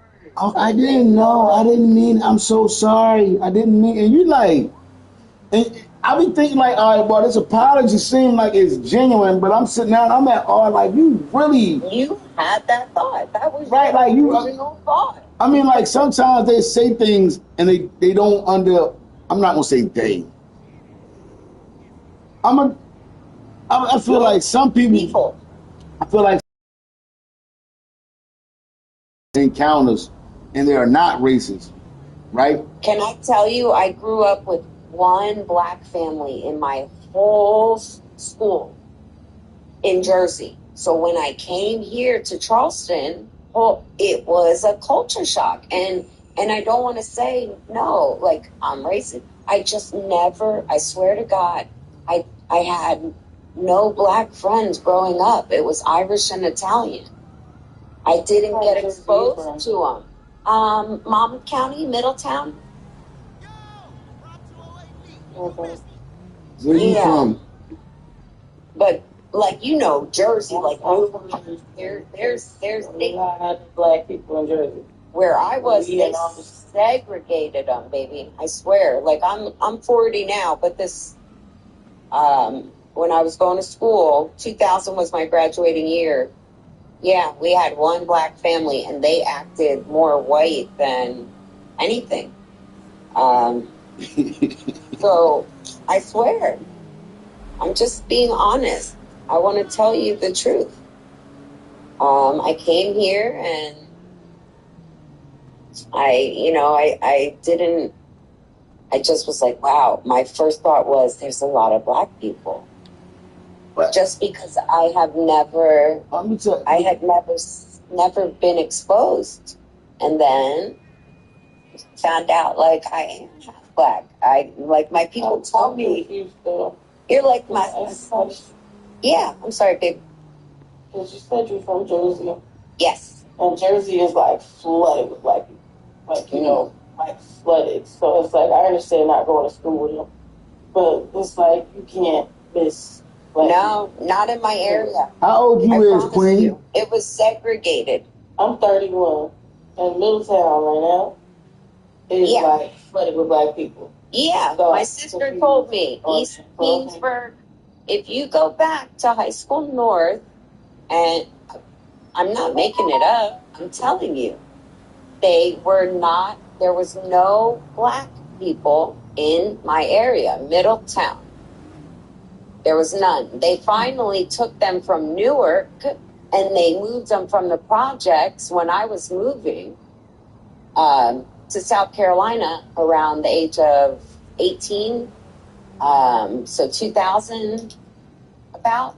They finally took them from Newark and moved them into East Queensburg. And that's when it started getting integrated. I lived there my whole life and then moved, but there was no black people. There was none. There's none. We had one in the whole high school. But like in my travels and being in places that I went and like, you know, being privy to going through the states and things like that, I really think it's just it's geographical. Like, because if you get a YT person and they in the hood, they act like that. And if you get a person that's in the hood and you take them out in the suburbs and it's all white, then you get they more white than anybody that I know. Right? Yes. So that's what I'm saying. It really be like, I mean, like, I think I'm not saying this wrong. That's me, like, because if you, like, that's why I said, like, the white people or the YT people that be around in Baltimore, right? You'll get some, but it's like where you going at. You're not going to get none right in the city that's going to be like, yeah, I don't like black people.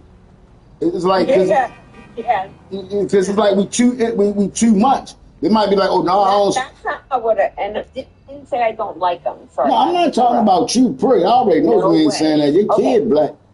But what I'm trying to say is, like, I think geographical location has a part in it. Like, meaning, They did it on purpose. They did not want black people it was like a red zone, I'm telling you, in 1990. Right, I mean, redlining and all that. It was made it unaffordable for black people to live in. Yes. And, like, for example, Middletown, New Jersey, like, you know, you have a lot of black people there, but the thing is, they're more than one school. So it depends on the zones of where you live. And that's how Jersey is. Like, you can live in North, East Orange, you can live in West Orange, and your kids can go to totally different schools. When, like, they can go to a hood school or they can go to a very, you know, preppy school. But it just depends on what side you live on, how close you live to that border, too. That's how Jersey is built. Okay, yeah, well, I lived in one of the less expensive places, like South, Middletown South was even more rich. Their cars, they had friggin' cars nicer than the teachers. Like, so, I mean, my mom was barely making it. I don't know how, my whole family's rich. My mom was like the poorest out of all of them, so that's how we made it there. And I'm just telling you, nope, I just didn't have any interactions. And then I moved to Charleston and I was like, oh my God. And then I learned the real history about everything and the veil was pulled from my eyes. I was like, oh God, I almost had a breakdown. Like, some evil stuff. Evil stuff.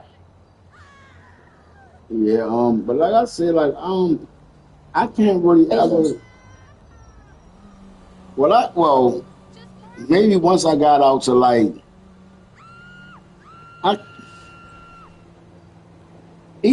I can't say I really experienced racism, like, and not when I was out in Coney, Maryland, right? We had some drill instructors that was YT, but the thing was, I just felt like they was going obnoxious because the package that they gave everyone was different, but because everybody needed different things, like to be broken and be rebuilt. So I ain't see that as a racism when they was doing that because, but like I never really now like far as in work on things like that. Maybe like man, why you think they gave that the contract to them and not us? Maybe things like that, but like a straight direct act of racism. Nah, like I don't put like when I don't put my I just don't come I don't know I just don't like even if I go out I go out by myself in a bar with nobody and I end up hanging not saying it'll be YTs or it'd be whoever but I'll meet good energy people. I ain't been out to the ones where they be like That's who you are. That's what you're focusing on. That's what you bring in. Okay? It's your experience. It's your life. What is your truth is your truth. You have such good energy. So who's gonna come at you in a wrong way if that's that? That's what I'm saying. Like I never been around a mile away. I know what they like. I mean, you know how you know dude they like this race like you're gonna focus on just racism. You're gonna focus on I can't get ahead because of blah blah blah. Hold on, he let me finish because I was trying to see what he was saying. Right. I wasn't saying like I mean like you know how you can meet a dude, you be like, oh, you're a racist. You can tell like you know they out there, right? And the dude that come like, I don't like you black guys. I never met one. Like no, I know they exist. Maybe they be that way and they don't. Oh no, he one of the ones that ain't going to tolerate it, right? To where though they might keep it to themselves. But I'm saying like I know it's there. I know they out there, but I never had one be like you or something like that to me. Yeah, because you're not an intimidatable person. That's the word. You know what I mean? Yeah. I get what you're saying. You're not easily intimidated at all. Well, Even he walk in a room like he's not a tall man at all, but he demands you know he's there and he demands attention. You know what I mean? Like you ain't intimidating him at all. It don't matter how tall you are. The bigger you are to him, the harder you gonna fall. Yeah. So his body language. Yeah, I think well you see you know what they don't, but I know that's what I'm saying. Like, mate, that's what I'm thinking. Like, for as a dude to really, I mean, like, I don't be thinking about it, but I be like, bro, like, not thinking like, why not? But because I know, like, now, I don't know. I mean, like, now I would probably just look at you and be like, bro, you still on that? You wow. But like, I never like really. I know it's there. I know it exists, but I just can't like. Maybe Maybe it might just be that they keep it away from me. And maybe it gotta be a group or something to be like, then we going to do it or whatever. But that's what I was about to say. Like, cause you don't look like you one of those guys that you take it down. Like, you look like you might have them hands for him. So it's like certain people, like if I pop on him, like you getting it down right here. If I try to crap with him, he fighting at my sleeves, like Yeah. So. It's like I think that personally I think that they pick their battles wisely, but it's always have to be like being in a group where it's like if I do pick this battle, right, at least I got people that's gonna back me up. But if you pick by yourself, most of the time they mad chill and don't really say much. Yeah, whereas he's not the kind that's gonna wait for somebody to back him up. He's going off. But he's calmer. He's calmer now. At his old age, when he was in his 20s, that was a little different. But what's crazy? My experience was somebody that was my best friend, and because I grew up in a predominantly white community in Jersey. I grew up in South Jersey. So when I found out that first of all, her grandparents were completely racist. Her dad was racist, and her mom was semi-racist, right? Mm-hmm. So it was like, I love you because, you know, you love my kids, and you like best friends with my daughter, but I would prefer her to have predominantly white friends. But, so, I remember I got called, well, I heard him when he said it, so I felt like he was saying this to me, but he was like, why did I bring this N-word to my house? And I was like, dang. You was a kid in the 80s, right? You know, I'm a 90s baby. Oh, it was in 2000s when he said this. Like 2010 when he said this crap. And when they are racist, they don't grow out of it. They just don't like black people. Straight like that. They just don't like black people. Like, even now, like, I'm working in a facility. And you know how when you have to take care of old people, right? Mm. And when they start, like, going through, like, dementia and all that stuff, or, you know, their health is getting the best of them, eventually they say what the hell they feel. Because they old now. So they feel like, what you going to do? Just like your opportunity to take care of them. And he was like, he called me and my coworker. He was like, you ninja, just all that stuff. And I'm just like, dang. No, let me share this story with y'all. This lady, she's in the nursing field, right? She comes from a background where it's like we don't deal with them. We stay away from them. I stick to my kind. Like, I'm not racist. This is what she said. I'm not racist. I don't like them, but I don't care what they doing or whatever. Like, you know, I don't want to do nothing to hold them down and nothing like that. I just don't want to be around them because of history. So she's a caregiver. She's a nurse. So she moved out of state to go get this job. And when she get there, the lady she goes to take care of, she like 90 and got cotton trees and plants in her house, right? And the lady said, oh, no, this just make me feel like I keep them around because it reminds me of my backyard, right? And the lady was like, yo, all I'm thinking about while I'm working for this lady is history, right? She said the lady got real live, like, you know, cotton. And the lady, like, she think the lady used to be like a plantation owner, but she got to take care of her now. And that ironic. Bro, I'm like, they don't stress you out mentally, like, yeah. I mean, and sort of like, I just wanted to say that when I heard y'all talking, though, because the lady, and it's be somebody that come across my panels a lot, you know what I mean? And she shared that with me. I was like, wow, that's crazy. I couldn't do it. But then, if you ain't had no other means, you gonna do it, right? You gonna do what you gotta do. If you got other little ones you try and take care of. You could be transferred to another client. But I'd be like, what the cotton picking bullshit is this? Yes, that's crazy. Bro, and look. I was like, you lying, right? I don't believe you. She came back the next day. Like, look, I'm talking about like my hand. She was like, you know how you take your picture with your phone? And like, so you can make it like she had her hand out, like, look, this is my hand, and this is real. Like, you know, so like, I'm like, oh yeah, you can see him all around. I'm like, damn. She took a picture with the cotton. The lady got like little cotton, they're like little plants. And you can see like almost like how the acorns is, right? And it's like when they crack open a little bit, I guess like the cotton is inside of them.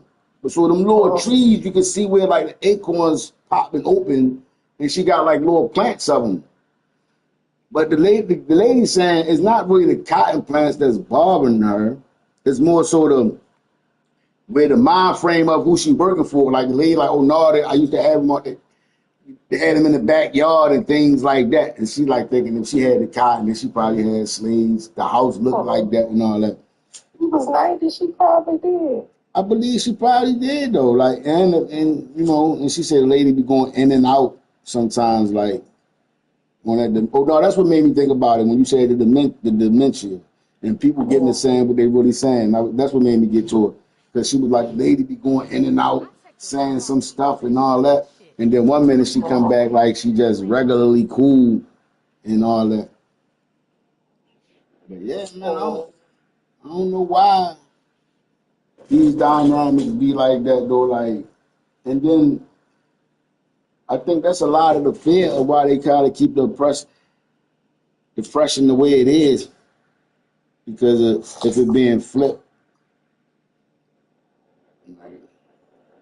Yeah, I think because I don't know why the mindset is, well, if we become the if the tables turn, that we would want to enslave people. Like, bro, we've never been the type of people to want to enslave people, care to enslave people. We all about like, yo, do you? Enslaved YT people. Right. Queen, But do I like, already follow you? like, our, Do I already follow you? Don't I already follow you, don't I? yeah, you sent me a message. Oh, all right. Inviting me to your live. Oh, all right. So I think honestly, like they have this spirit of, oh, they're gonna want to enslave us. No, bro, we don't care about that crap. We just want to chill, live life, raise our kids not be targeted and use freaking target practice. We want to just be able to travel, just have fun, Liberty. and see the world that God created. We're not concerned about putting y'all in a space that y'all was so effed up and y'all ancestors so effed up to put us in. And y'all Liberty, justice, and the pursuit of happiness. That's all we want. Right. Like, we just want to chill. Like, stop trying to divide our community, all that other stuff. But, bro, like, we live together. We enjoy life together. We have laughs. We party. We do. Yo, I want to go to a cookout, okay? I've been wanting to eat some daggone burgers so bad on the grill. You ain't been, yeah. You know what? But I'll I'm tell a you grill what, master. those parents are finding out now. Don't think you're gonna say what you want to say and walk away. Oh, Because it ain't no. happening like that no more. Bro, I be loving them videos. Hey, Yeah. yo, I be loving it. Oh, she learned, bro, as soon as it come on, I be like, oh, she gonna learn today. I be loving them commercials. Especially Especially, when they see the woman drop her purse and take her shoes off, they still standing there looking stupid. You be like, Miss, she took her shoes off. You better run. bro, like the one, did you see the one when the lady, all right, even though I ain't really, I mean, it was a dude and he smacked the lady, but she smacked him first. Like she was straight up and down racist. They was like in a Walmart, I mean, like a McDonald's or something. And he like, go in, lady. 7-Eleven. He like, go in, lady. Man slapped the lady and then slapped the husband. No, I know which one you talking about. I'm talking about the dude. No, he was in there by himself, and the lady was like leaning on him, like all types of racial slurs and all that. He like, all right, man, go ahead, right? Backing up, bro. She smacked him, right? Yo, he smacked like it was just like pop, like oh now he smacked her back, right? And it was like when he smacked her, he ain't like slapped her to the ground, but he smacked her hard enough for her to stop and she felt like she acted like she ain't just do none of that. Like, oh my God. Like, I'm like, bro, this is crazy.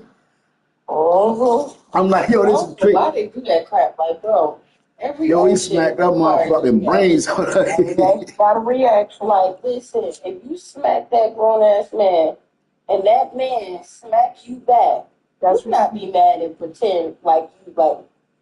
You know what I think it is, honestly.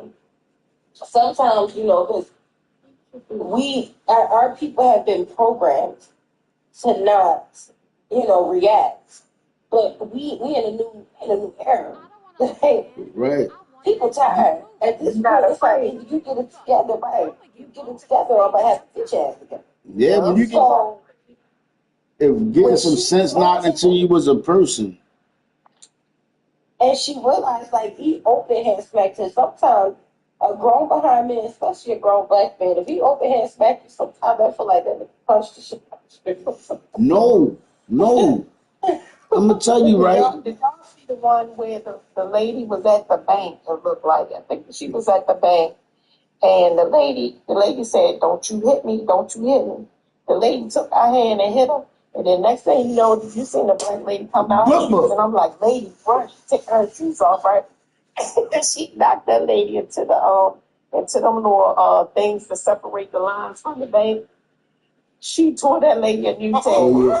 I said, "Yes."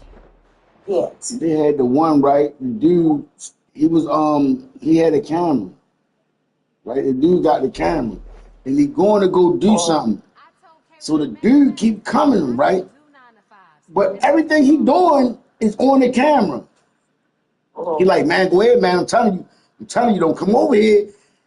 I'm telling you, bro." So all you see is that on the camera. Then the dude, in the middle of the street. yes, and then you see the dude coming to him with the camera. He backing up. All you hear is the camera drop in, right? Yo, he picked the camera back up. The dude sitting over there on the side of his truck, like, He was locked up. what the look like? How did this happen? Like I can't believe this just happened to me. Bro, that be the part that be getting me like, yo. Yeah, that's what you can't talk Yo. It was like a movie. It was like, this man wasn't small either. He was big. yes, I yo. saw one. Hey, everybody. Hey, Ruby, baby. I saw one. Hey, Rambo. I saw one just today. It looked like it was a 7-Eleven, and it was a YT guy, and he was with his wife, and he kept on talking smack. He kept talking smack to the black guy, and then he called him an N. Oh my God, I will do you in.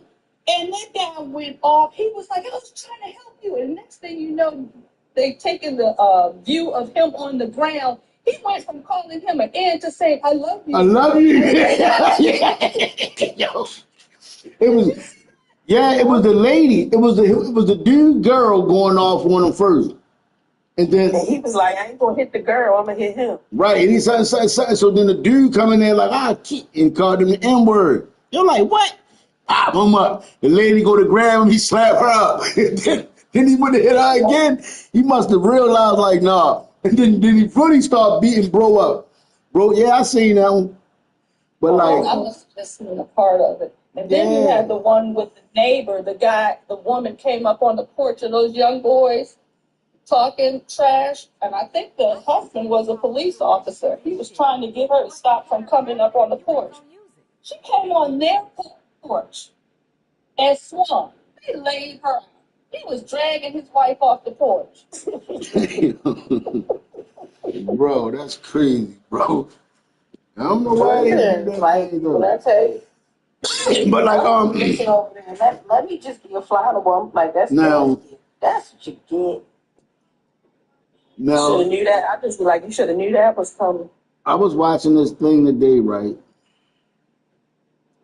And it was about Trayvon Martin and George Zimmerman. And I was up to the part where the dude, he was like, basically saying the whole Trayvon Martin thing was a hoax. It was real, but right. the way it got stirred up, right?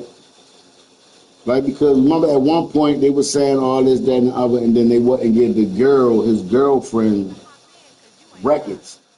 So this guy was an investigator, and he was like, man, it was just things wasn't sitting well about him. So he went and found out about George Zimmerman, and he go find out about Trayvon Martin.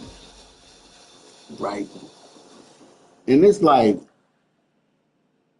yo, did we just react to the fact of a white man unalive? He ain't even white. That's crazy. I mean, not right. He was in Spanish, but like I'm saying, like just the fact that it was somebody, and that's another thing though, bro. Like, because when I was thinking that though, for a minute, I thought he was a YT guy. I really thought, and then like, bro, like I'm saying, like, yo, I ain't get to the end of the documentary, right? But it definitely came across on our behalf like he was a racist guy. Like George. So what you saying? You think he wasn't? The dude was a mentor to black youth kids. He used to take his money, take them on trips, play the big brother role and all that. Mhm. And I'm like, bro, I ain't know this, but this is the guy, like he going to do this. And then like George Zimmerman, he's telling them like, man, you know, like I work with them guys, you feel me? I work with them and try to show them different things, other ways of life, like try to show them the future. He like Trayvon was the same age as my oldest, the oldest guy I was advocating, right? But I didn't get to the end of everything because then the guy was almost basically saying like the person that they was using to be Trayvon's girlfriend was not her. That's the hoax part.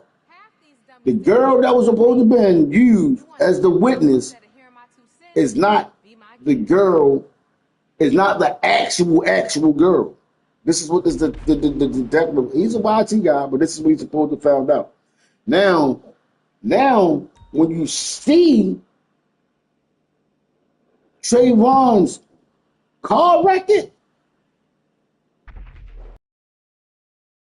Wasn't and innocent. He wasn't innocent. He had a record. Shorty was out there. Like really. But that day, he just had a hood, Skittles, and a drink. They was doing lean. In the bottle? Bro, like that's what I'm saying. Like, listen, when he got his records, right? Now hear me out right now. I'm saying, please understand, I'm saying all this like, I'm saying all this to say I'm taking these records and everything to be face value true. And then this is what I'm saying. The girl that they said supposed to be his girl, right? And the girls that he liked, right? And the girls, he had chicks. Of course.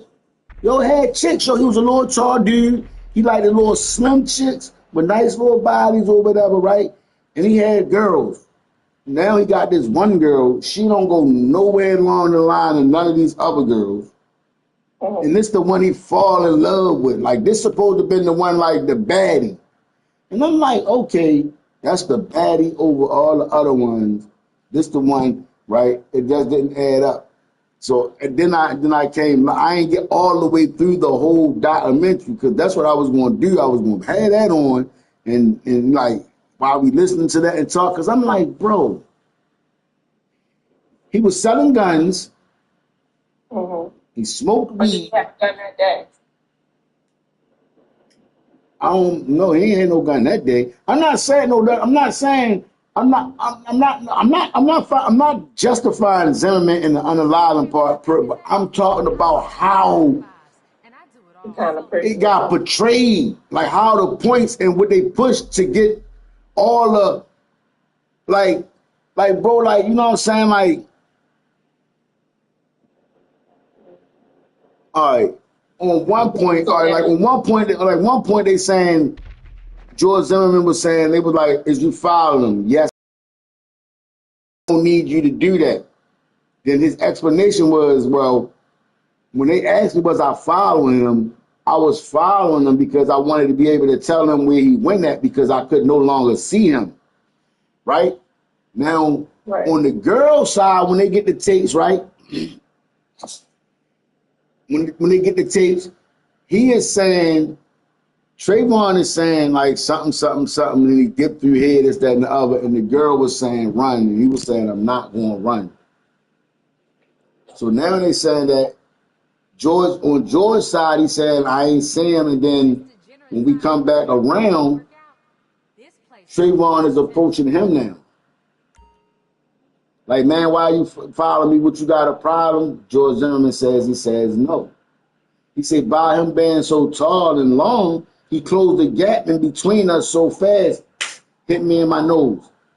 Hit me in my nose, he beat me up. Beat me in my face, beat me in my head. He said, I'm calling for help. Somebody comes to the door, says they call him, yeah, they try and say, yeah, this is what happens to you. George Zimmerman says, I had my pistol on me, right? But I'm not even thinking about it at all. He said, because I'm going to the market at night on a Sunday, something I do every night, all the time, back to back. I don't know if that's true or not too, right? But this is something to do back to back. What's up, Sunshine? I do want to acknowledge you being here, but I ain't want to stop my story, but I do want to acknowledge you being here. Right. So like, Gotcha. so he like,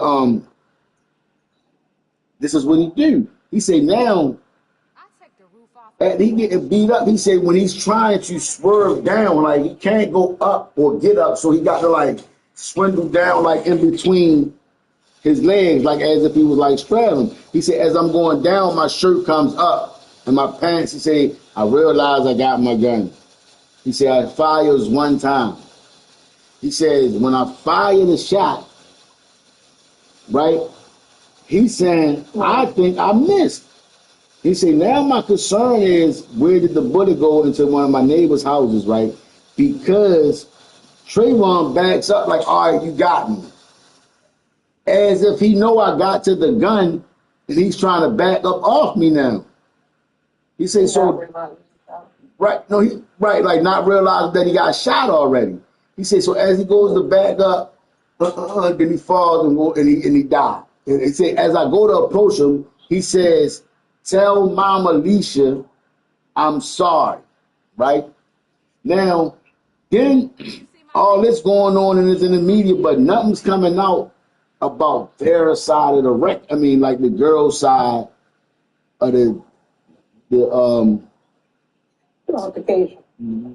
call, the phone call, because that's what he's supposed to call, right? Now he was standing over his mother and them people house that was there too, that lived there, right? But he was on the phone with this girl, right? And that's the part, like, whatever was said, like, from that point on, like, if she made him mad or whatever, he turned around from that point and approached Joe. But I'm not passing judgment because I ain't get up until that point yet. But then when he was going down the sides of painting the stories and who these guys was, it was like everybody was saying, like in the text messages, like his friends was like, yo, who is you becoming? Like he's like, no, I'm a gangster now. And all this, like this is the stuff that Trayvon was saying, talking back, like in his text messages with all his friends was like, bro, you changing. Yo, don't try to be a gangster and end up getting a bullet.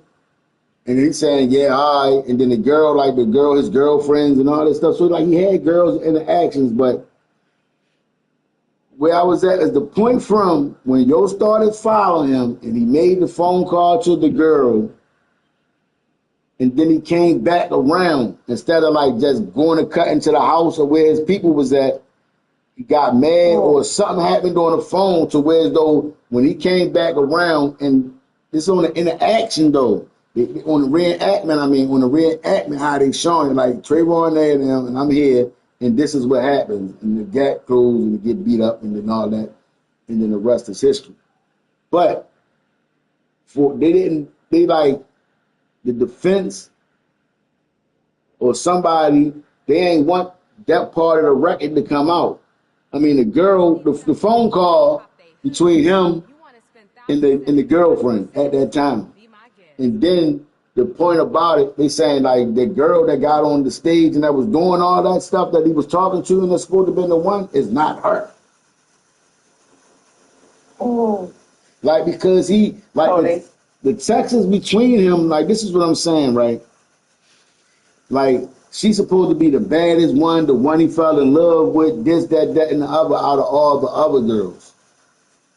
And then the guy saying, the dude, the one that they put up on the stand, and then I guess he's telling that story to say, like, bro, you see these females who he dealing with, this, that, and the other, blah, blah, blah. And then this is supposed to be the one that's the bad one that he dealt with, right? And this is supposed to be the one that he was talking to, but that's supposed to be like the hoax. Like, that's not the real girl. Oh. So now I'm saying, like, yo, how we received it. I'm not justifying what happened or whatever happened because when I received it and the reason why I was mad and we was riled up was we basically was told this guy, and it was almost like a YT guy at the first, bro, because we Zimmerman, we ain't think, I don't know, maybe I assumed he was that.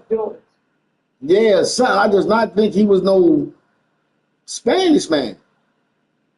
It's mixed. Whatever he was.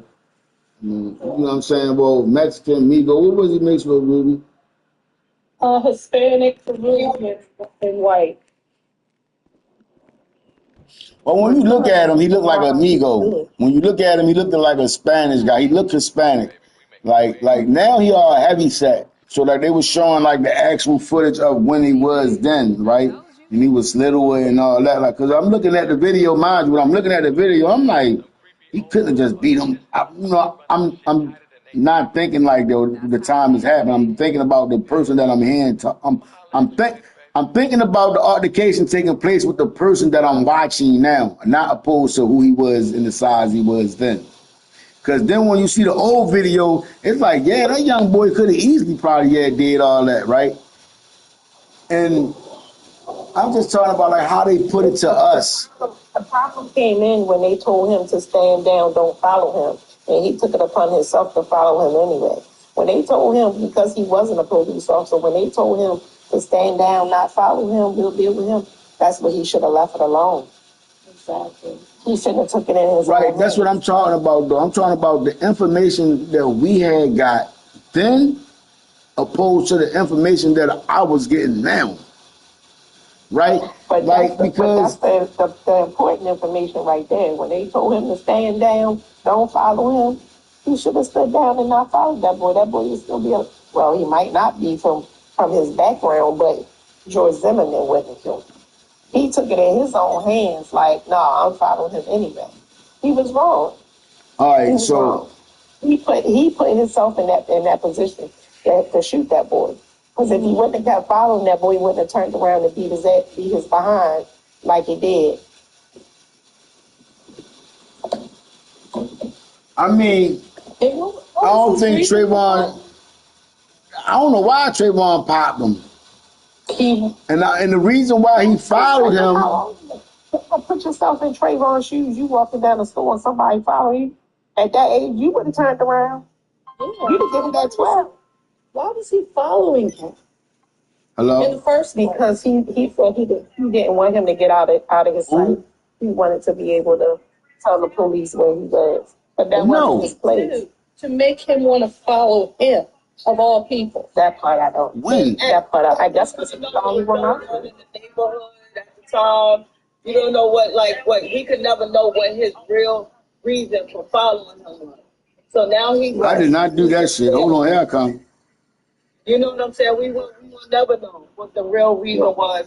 He actually followed them. We don't know what was happening in the neighborhood and stuff like that. All right. I'm gonna say it like this, right? I'm only going by what they put out there. Like the neighborhood was supposed to be getting broken into, to where as though they called and they had got some people came and they did like a pre-investment and like a neighborhood group watch thing, and this is what they told them to do, supposedly. Like they got the files. They got the files and the records and everything about when the people supposedly came in and really did it, but he wasn't a part of it. George Zimmerman saying he wasn't a part of it, so he's saying, man. I mean, I feel like I can't say not mind your business because that land and all that and things getting broken into, that's your community, that is your business. You can say you can mind your, but if that's your money and that's your property and that's your stuff, who gonna tell you to mind your business?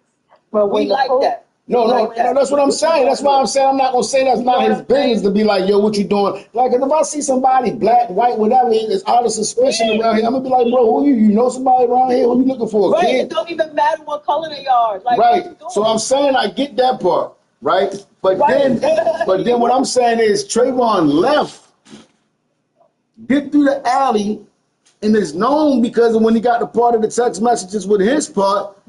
Well, we don't know if he said to George Zimmerman, oh, you got a problem now, right?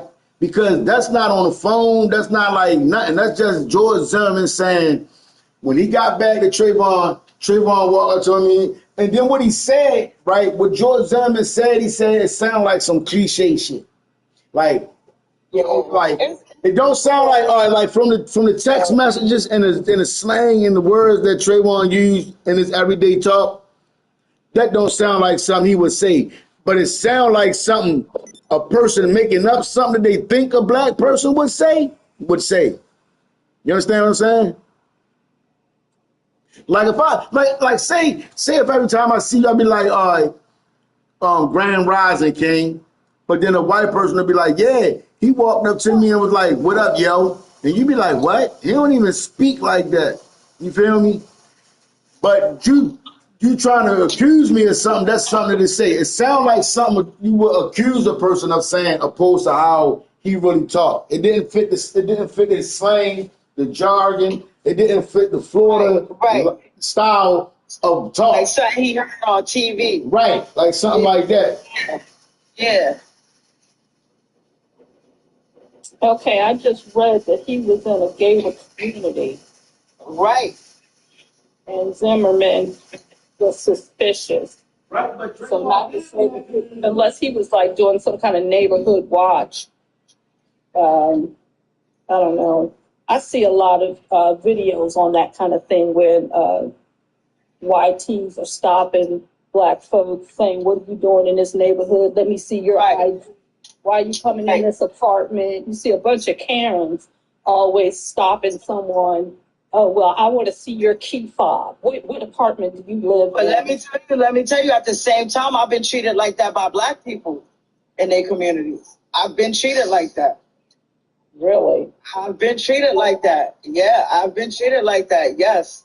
Yes. And buildings.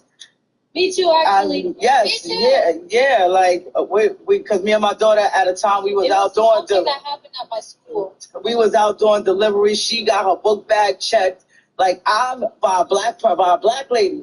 Like it's like that. It's both sides. We've experienced the other side of it. We've experienced. I'm not even gonna lie to you. We've experienced it from our own people. It don't be white people. What did she say?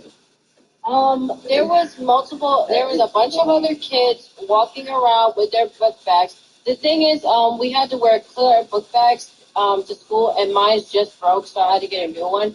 So I was just wearing my own book bag, but she took mine, and I don't know why she took mine, but there was a bunch of kids walking past her with non-clear book bags. White kids. And the only black lady in the school chose to mess with the black girl, or the little black girl, and check her book bag while there's multiple other little kids walking around. It's like that, though. That didn't surprise me. It's like that. It's like that. It's really like that. It is. It's like that. All I told my daughter, you got to be respectful, whatever the race, whoever it is, because I would have taught her that, be careful of the other race. But no, we've been hurt. Honestly, we've been disrespected and hurt more by our own and over this way. That's for the children, though. That's for the children. No, we was doing when we do delivery, we used to do deliveries at a time. Me and my daughter. She's seen more questions by black people. What you doing here? Did you check in at the security? Who you looking for? By our people. Our people, yeah. It's been like that. That's a lot of nerve. So I would love to take a side, but it's his story, Trey's story, and then it's the truth. It's what really happened. That's the part we could never know. So do you think black people are checking results too? Oh yeah, because me as myself, I've come home. My daughter has seen me come home in tears from being profiled by upper class, monetary wise, upper class black people. Yeah. Asking you, what are you doing in the neighborhood? What am I doing there? Wow. And I'm looking like I'm doing a delivery, but okay. What state are you in? I'm in Maryland, but I'm from New York. Me too. Oh, okay. And I'm from Maryland. What part of Maryland? I'm in Baltimore County. Okay. So I'm right out of Baltimore, Dundalk, but I be in Baltimore a lot. And yeah, it's I'm a cliche on its own because I drive a Tesla. So I already get a lot of my car has been vandalized by black people. Yeah. A black dude threw a rock at my car. Yes. Yes, ma'am. Yes. Yes. Yeah. So living out here hasn't been easy. Coming from New York to Maryland, it hasn't been easy at all. It hasn't been easy. Yeah, it hasn't. Going into some of those neighborhoods, doing deliveries, seeing that life.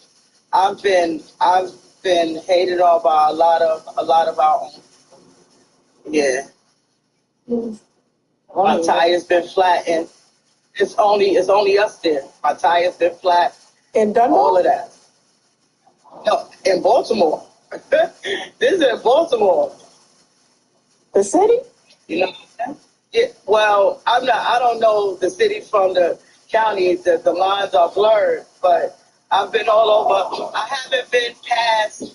I don't go out. I don't go past Hartford County when I'm out. When I was at that time when I was out working, I wouldn't go. If I live in Dundalk, I would probably play the city and the county, but not really too far out. So, yeah. Yes. That's a little different from me. A different experience than I had. Yeah, I just Rambo can probably put some insight on that because he lives in Baltimore. I'd like to hear what his opinion on that. The part about the Tesla and somebody throwing a rock at it.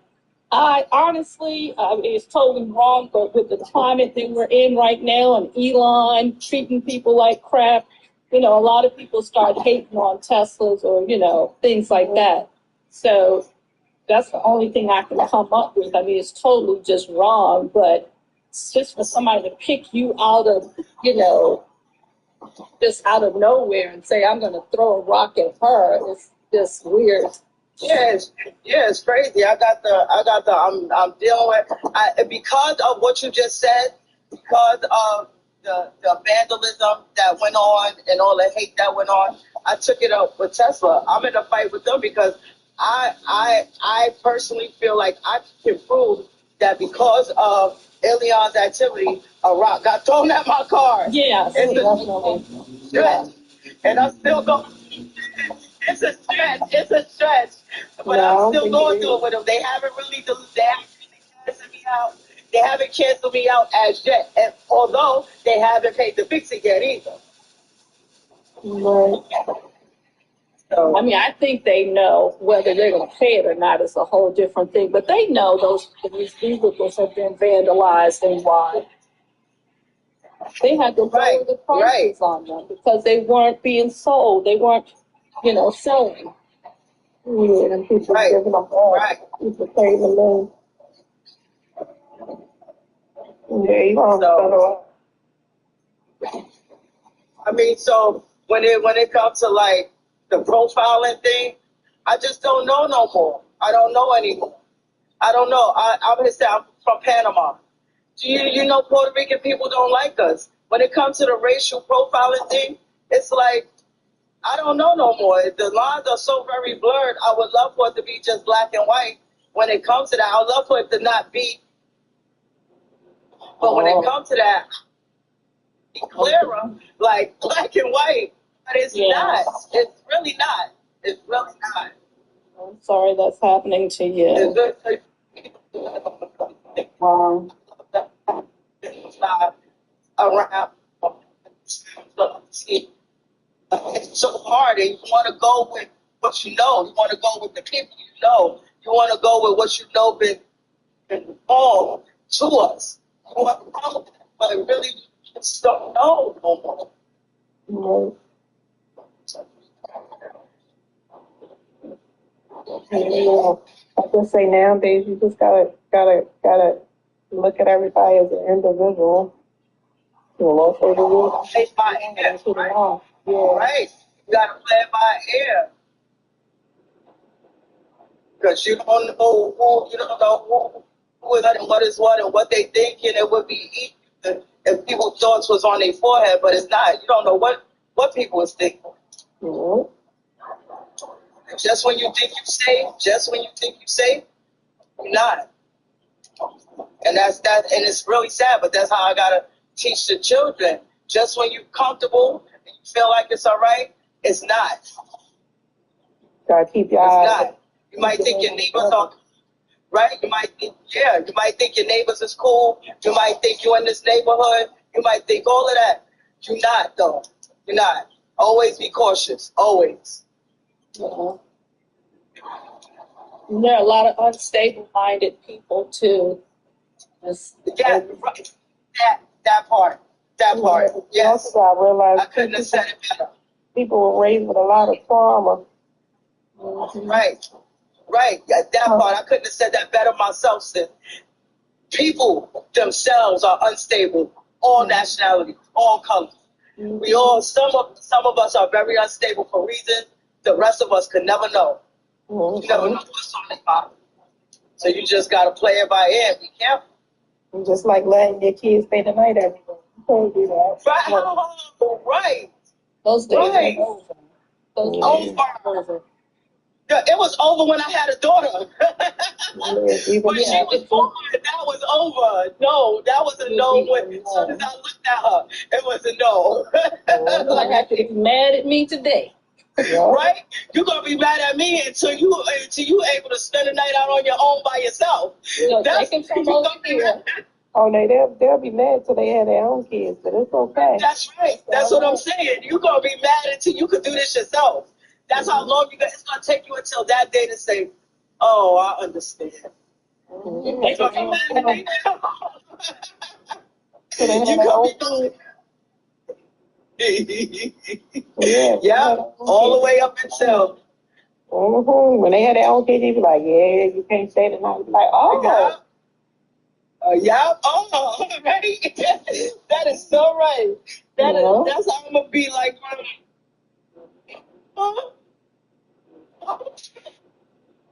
You know, I wanted to comment on what you guys were talking about a little earlier about like just wanting to be left alone and what the YT person fears and things like that, and how we might want revenge.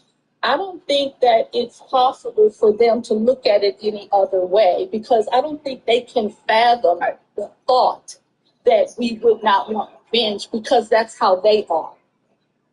You know, they have that evil spirit. So I don't think we can even relate to our the way we are, you know, the compassionate beings that we are. I don't think they can relate to it. They can't. They can't. Because when they want revenge, we want peace. Yeah.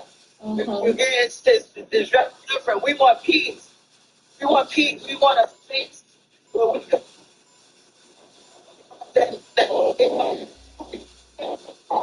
Yeah, we're not sitting around. We're not sitting around. Right. Right. Yeah, we're not sitting around. You want revenge. You want peace.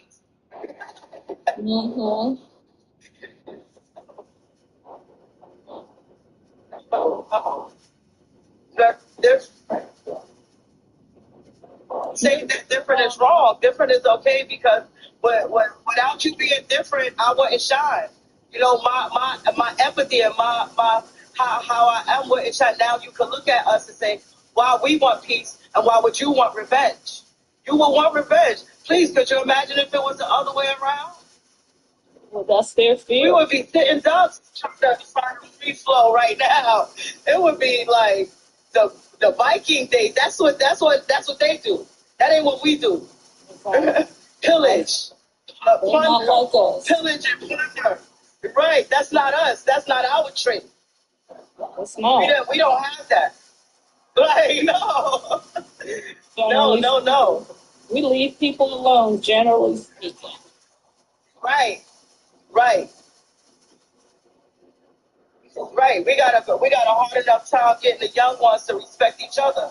That's where our beef coming at. That's our issue. Right. That's our issue. As we not vengeful. Our youth just haven't learned not to be vengeful yet. And just like cubs, and just like a litter of cubs, the first people they interact with is each other. So they start to fight and be rough with each other. But they haven't learned to be grateful yet. That's our problem. Is not being vengeful. It's teaching our young ones to respect life the way we do after all this time. Yeah, but the younger generation, I think they're a little more ready to pop off. Yeah, right. That's the whole point, right? On each other, on someone else. I ain't say anybody can get it. Right, anybody can get it. Yeah, that is absolutely right. And I'm cautious when I deal with them too. It's like touch and go. Like, okay, my hands is always up. All right. Hmm? Hey, Rambo. Yeah. What's your name? Mix? What is it? Mix? Big sunshine. Okay, Sunshine was talking about all of the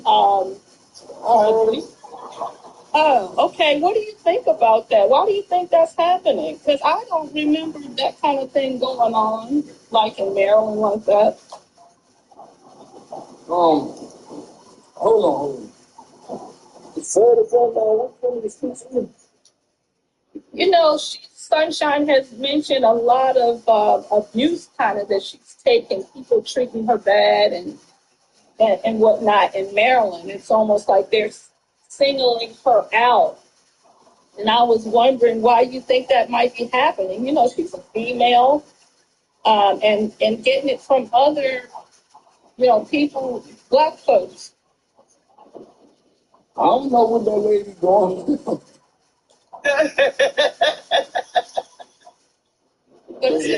it's kind of weird. Nothing, just nothing. Just it's just a difference. And sometimes when I speak, By who? Like you saying by it's just random people. It's just random, but it's our people. You know what I'm saying? The hate is not from the other places where the other angles where we would expect it to come from. It's coming from where I would feel my safe zone is at. But like it's like once I speak or anything like that, and someone realizes, oh, all right, you're not Baltimore, you're not Maryland. It's like then it's like a whirlwind of different types of behavior. You know what I'm saying?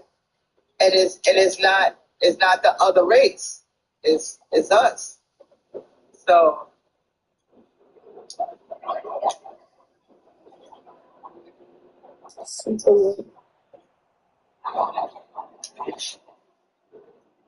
I'm tired of people.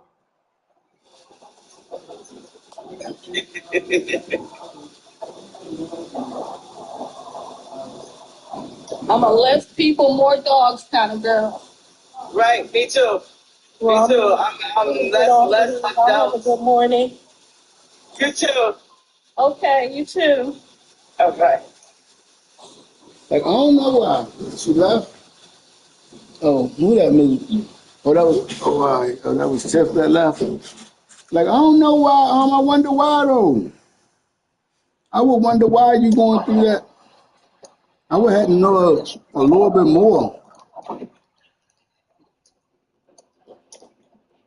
I mean, I can kind of understand the Tesla thing. It's not right, but I can see, okay, they're doing that because of Elon. Man, so many people drive Teslas. I was just in a And so Tesla. many of them have been vandalized.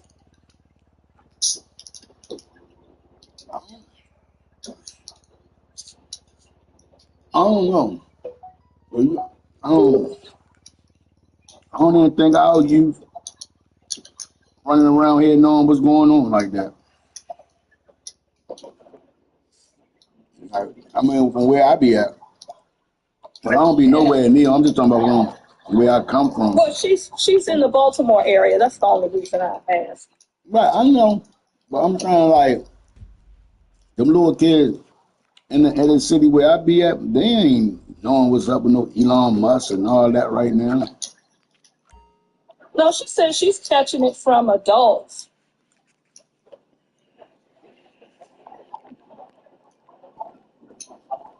I can't justify it. I can't speak on it. I don't know why. Right. I mean, like you be getting into it with your neighborhood. Where did this happen at? Because I'm not so familiar with. I just know it's Baltimore. I know overall, out of any other place, I've lived in a lot of places. I know overall, I will say, and it's really sad. I will say, in Baltimore. Now I'm talking about the city. In Baltimore, I have met some of the nicest people that I've ever met, but I also have felt I felt more unwelcome.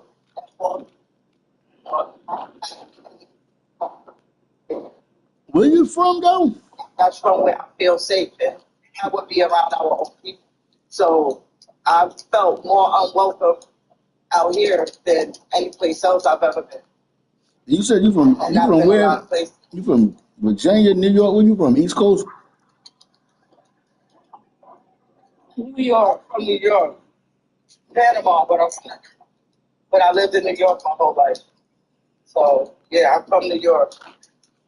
You know, sometimes I get it because sometimes a relative of my soon-to-be ex-husband just told me one time when we went into a bar this is back when I was visiting, just don't talk because when you talk, you make us you people know you're not from here, and it's more dangerous for us if people know that you're not from here. So it's been like that.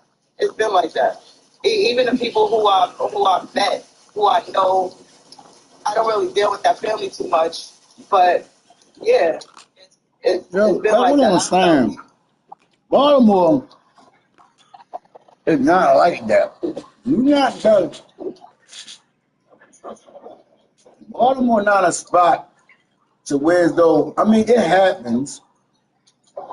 I mean, but not like that. Like the crime that happens in Baltimore is because people is a part of crime. Like other than things like stealing your car and breaking in a person's house, like things like that. But like if you getting into smoking in Baltimore, you in that lifestyle. Like you ain't just walking down the street and people saying, "Hey, look at this bitch." Like No, I'm not. But I'm not out there like that either. that's what I'm saying. So that's why I don't understand what it is. I'm out doing deliveries. I'm just telling you, I've experienced a lot just doing deliveries in Baltimore. It hasn't been great experiences. The experiences have been so not good that there's times where I tell the kids, no, stay back. I don't know how it's going to be this evening. You know, it's been like that. That's been my experience in Baltimore. Not hating or anything or complaining but it's just been I've been more unwelcome out here. Even going around into neighborhoods, dropping things off. It's been like, yeah, it's been like that. Well, it might be like that now, because I mean, I could say like, yeah, I could get that. And that's probably just because the times is on edge right now, and the country is getting divided.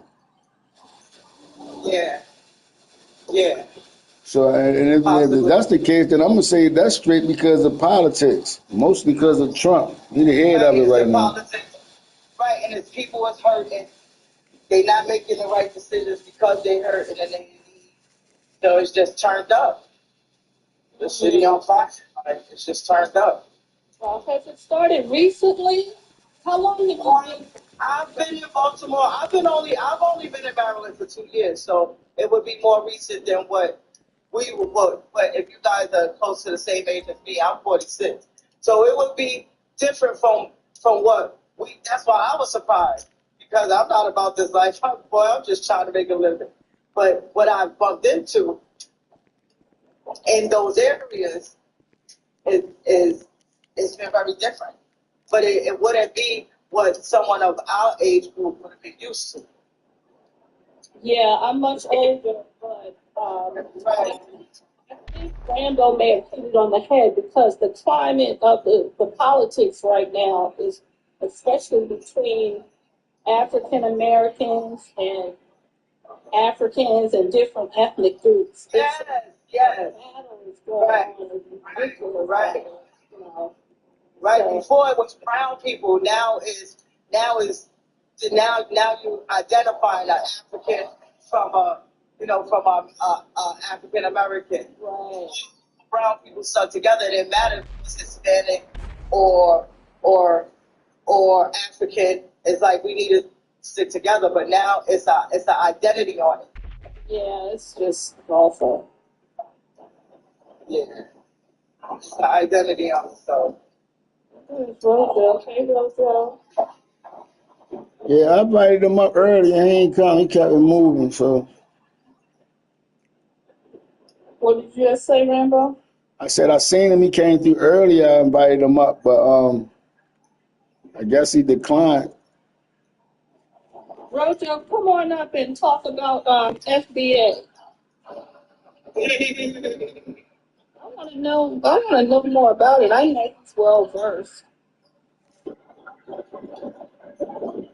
I mean, because this is a good example, how people are being treated. I'm just gonna say,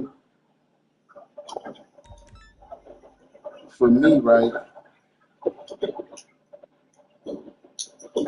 that stuff all boils down to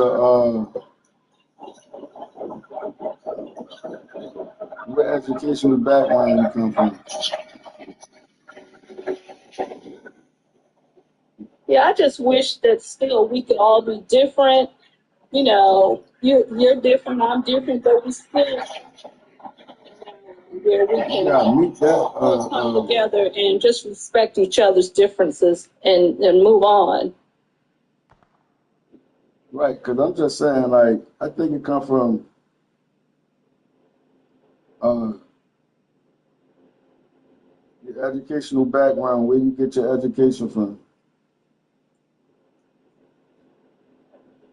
Because the people that saying they foundational Black Americans, how the fuck you won't be a foundational Black American? You ain't even 100 years old.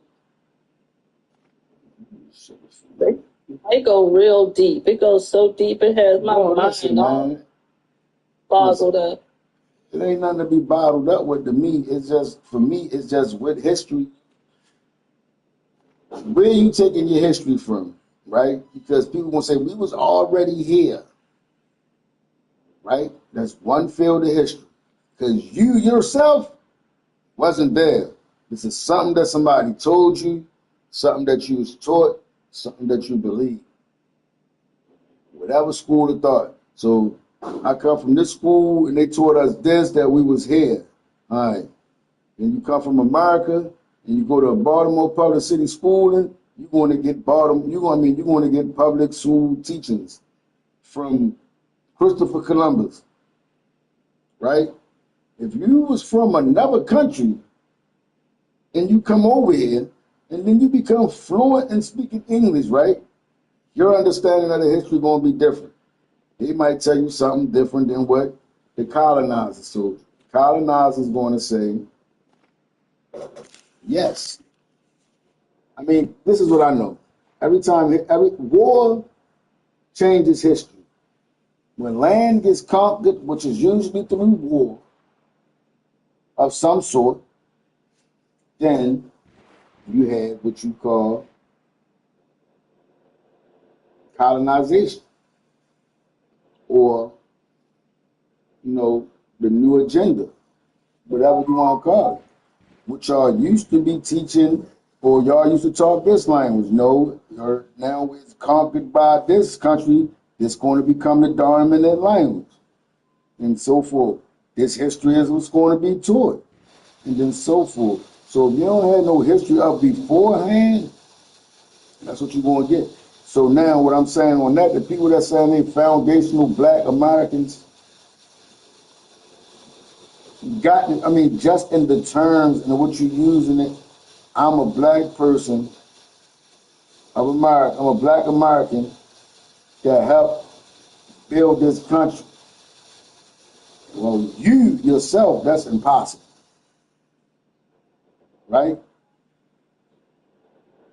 Because you wasn't in slavery, you know what I mean? You wasn't in. So what they're saying is that their people are not from Africa. That they was already on this land here in America. Some going to say, I mean, now you could do your own Google history and research. If you can remember back into schooling, you remember when they was teaching you about the Native Americans and the lands and all this stuff. Well, them lands and things was Ohio, but it wasn't modernized, so it was open fields and plains and things like that. You know, once the British came over and started doing once war, it's like it depends. I can talk to them about it because it's only a time scale of history of where they learn about it. And to me, beliefs are not facts. So, like, it's simple as that. Like, beliefs are not facts. Like, this is something you believe, or you know, it's not a fact. Now, if it was a fact, then opinions don't matter, right? Because your opinion just going to be your opinion. It ain't going to change nothing. So if these people saying I'm a foundational black American, what they saying is I'm a original descendant of this land. Whatever name you choose the name or title it. My people was here way before America's slavery trade. We ain't come over on no boat. Right. Now what I'm saying to you is this. So now they saying now you got some people who believe like America is the real Africa. Like, bro, I'd be like, come on, man. Like, Exactly. I ain't getting into all that. Like, you know what I mean? It's like arguing. Some of them things be like arguing the world is flat and the world is round. Like, nah, see, that's what they want you to learn. And right, and if that's the only education, that person that's saying that's what they want you to learn could be true because that's where you get it from. Now, Yeah, and I'm. you know, you show me the person that went up there and said, oh, I've been up there, look, here go a picture for real. Send the motherfucker up there with an iPhone on FaceTime. Send them up there on TT Live and let them look out the window and say, yep, there it goes, it's round or it's flat. Other than that, it's going to be a belief. Now, you got people that say, I mean, for you and I. Now, you got people that went there, people in NASA that got data, that got this, that, and the other. They know. Now, they can come and tell you, and it's just going to be a belief for us until we know, right? So that's what I'm saying. Like, bro, school told me that this earth was round, it had a core, it had layers, this, that, and the other. But I can see the earth. I mean, like, I can see that. I mean, like, how big is the earth? And if we are on earth, we ain't in earth, we on earth. So maybe we all are on the top surface part of the earth. But maybe it's that big, it's just that vast that it looks flat because it's that big. You know what I'm saying? Like it just like the top, say you got a basketball. We have satellite, but we have satellite views showing the Earth, so I think we know it's round. I'm just right. I mean, yeah, you do, but I mean, yeah, I mean, I don't. What do you, I mean, what look, do you bro, think everything about- else is round. Like you look out there with a I mean, well, nothing's really round. Well, as opposed to flat. But what do you think about when they say that it's no way that a wooden boat will be able to make that trip, with the ocean and the. Are you talking about a slave trade trip? Yeah, those boats. Like, how could they actually make that full trip in a wooden boat? How long did you can? You say you can? Yeah. Boats wasn't. What was we talking about here? Boats wasn't made out of metal for years. And we know people was traveling by boat and wood. People weren't using steel for years. All the boats was wood. There wasn't no boats made of nothing over no other material back then. And they started using like metals and aluminum or whatever they used. Yeah, other than that, it was boats. And when you build a deck, how long do it take for it to start messing up? We got wooden bridges. We got roller coasters and things that's made out of wood that's been lasting for years. Like water want to keep certain wood from drying out. I mean, I don't know. I mean, I'm just using logic. I ain't giving you no facts. Yeah, I think you're right. Jimmy, okay, I understand. What you understand? What's the odds? What are the odds of a boat making it from Africa? Share your Africa? opinions on how media and social media function. What are the odds of a boat making it from Africa to the United States as far as the slave trade? Like, some people don't believe it was possible for the boat to make that trip a wooden boat. The journey was incredibly dangerous, with estimates suggesting that around 10 to 20% of enslaved people died during the voyage due to disease, starvation, or violence.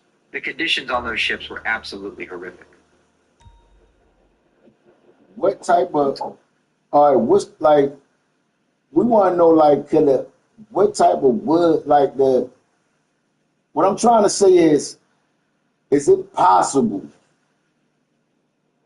for. Yes, it was absolutely possible. What kind of wood was used? Like, what was boats commonly made of? What was the Viking boats and things made out of? And how was they making it for these boats to be able to be tightly knitted to where as though they sailed across across water like that, mass bodies of water like this? How long was the voyage? Let's talk about the materials. Okay. The transatlantic crossing could take anywhere from 6 to 12 weeks, depending on the weather conditions, the specific route, and the type of ship. Does that answer your question? 12 weeks. 12 weeks? Yeah, 12 That's weeks it. on the open ocean. Yeah, I don't 12 know weeks on the open ocean in a wooden up ship there, is a not my long place. time. Can you imagine what that must have been like? No, I can't. It's hard to imagine, isn't it? You think you can imagine? Yeah, it's definitely a part of history that's important to remember. It helps us understand the roots of racism and inequality that still exist today. What kind of wood was that boat made out of? Okay, most slave ships were built from a combination of woods. The outer hull was often oak for strength, while the interior might use pine, which was lighter and cheaper. Does that make sense? They was paying for slave trade boats? Okay, you're asking about the materials used in slave ships. They were typically built with a combination of woods. The outer hull would often be oak for strength, and the interior might use pine, which was lighter and cheaper.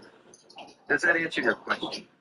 Yeah, so there you have it. I hope that helped some, Rudy. Yes, it did. What is that device you're using? What is that, Swift? I want that. What is that? I'm glad I can help. Is there anything else you'd like to That's discuss? who was talking to. I have to build it. What's that you talking to? A built That's AI. an I didn't A quite built catch one. Oh, I understand. Gemini. You're asking how the transatlantic slave trade and the construction of those ships Well, her work. Gemini ain't gonna be like mine. Is that right? Yeah. That's dope. I like that. What else is up? What about FBAs? What about FBA? Hey, Jimmy, what is FBAs? Yo, that mic, yo, this sound is too loud. Put your windows up. You in a Tesla. We should not be hearing outside. I'm sorry. I am sorry. I apologize for the background noise. I did I'll have do my it best muted. to I'm sorry. I just wanted to ask you what that AI was. Was that an AI? Yeah, Gemini, but it's Gemini, but I had my Gemini when it was developing, so like, I ain't, you had to work with your AI to get it personalized like this. That's what I'm saying. I see what you're saying. So You've been working with Gemini what while are you you built saying? something up. You've gotten it It's pretty adaptive personal. learning. I know. That's I really had to cool. go through it with my car. Yeah, that's right. What did It's he say designed. about FDA? Hey, Jimmy, what is Okay, FBAs? Yeah. Okay, you're asking about FBA. It stands for Foundational Black Americans. It's a term used to describe descendants of enslaved people in the United States. Is there anything else you'd like to know about FBA? I'm talking to you, Reed. Yes. I'm doing Why well, do thank you they for asking. differentiate themselves from Black Americans or African Americans?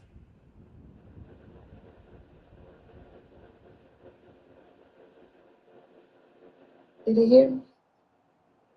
Jimmy, why do the FBA differentiate whatever themselves from differentiate African Americans. from African Americans? I'm sorry. No, that's me, man. Can't speak right no more. Okay, I understand.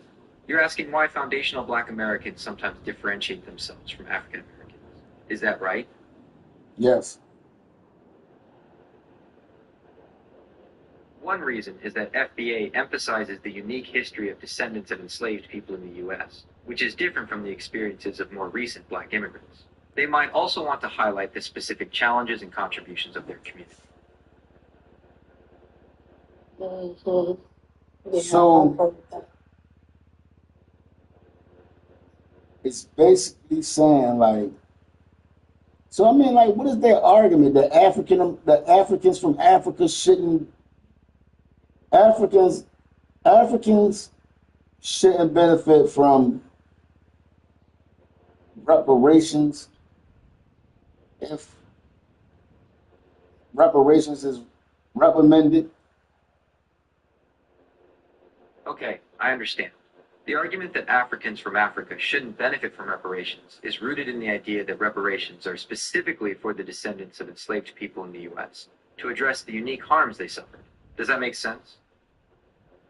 Yes, but where did the people? So that wouldn't be. But what I'm saying is the people are the generations now that will benefit from the reparations, right? Ancestors are the same as the other people that was in other lands, like say, like the West African, or where the slave trade was coming from, and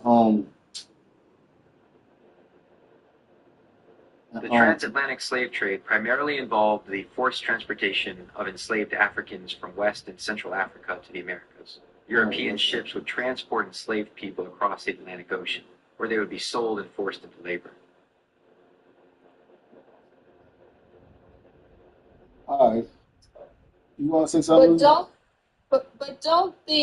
Doesn't FBA feel that they were already in America and they were not a part of the transatlantic slave trade? That's right. FBAs emphasize that their ancestors were already in America and not a part of the transatlantic slave trade. So who are the Africans? So who are the black people that were supposed to have been enslaved? Because The people who were enslaved were taken from. right. So FBA don't. That's what I'm saying. Okay, So I understand. hear me out. You're wondering why there's a distinction between foundational black Americans. No, and I'm not. FBAs. Listen, hear me out. Is that right? No. If FBA are not the descendants of slaves, what slave reparations are they looking for? Just the oppression upon black people that was in America? Okay, I understand your question. FBAs are descendants of enslaved people in the U.S. They're seeking reparations to address the historical and ongoing injustices they've experienced due to slavery and its aftermath. Does that clarify things? Yeah, so basically the FBA want not, what did you call that? Severance pay? Like, what would you call that? Like, it's not from slavery. They want from the mistreatment of black people after slavery. For the oppression, redlining, and all the things that was used against black people to hold them back. They want reparations for that, or they want reparations from the benefits of slavery when they are saying that they are not descendants of slaves. Okay, I understand. You're asking for clarification on what FBAs are seeking reparations for. They're looking for compensation for the systemic injustices and oppression they faced due to slavery and its lasting effects. Is that clear? Yeah, it's clear for me. I don't even think they know that though. Okay, so at the end of the day, everybody was enslaved. Well, not everybody, but of course, but Africans were enslaved. The FBA was enslaved. No, no, Ruby. How you get that? Okay, I understand. He's saying, look, the FBA ain't got nothing to do with the slavery.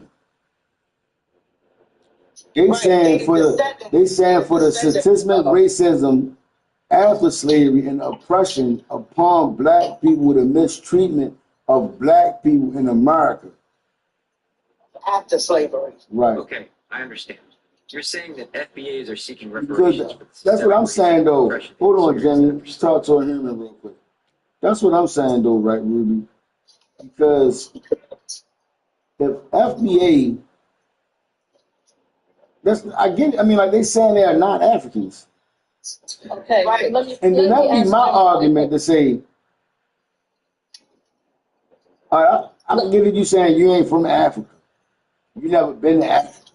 But you saying your black family come from a double descendant land or race from somewhere else. Like y'all people ain't descended from Africa.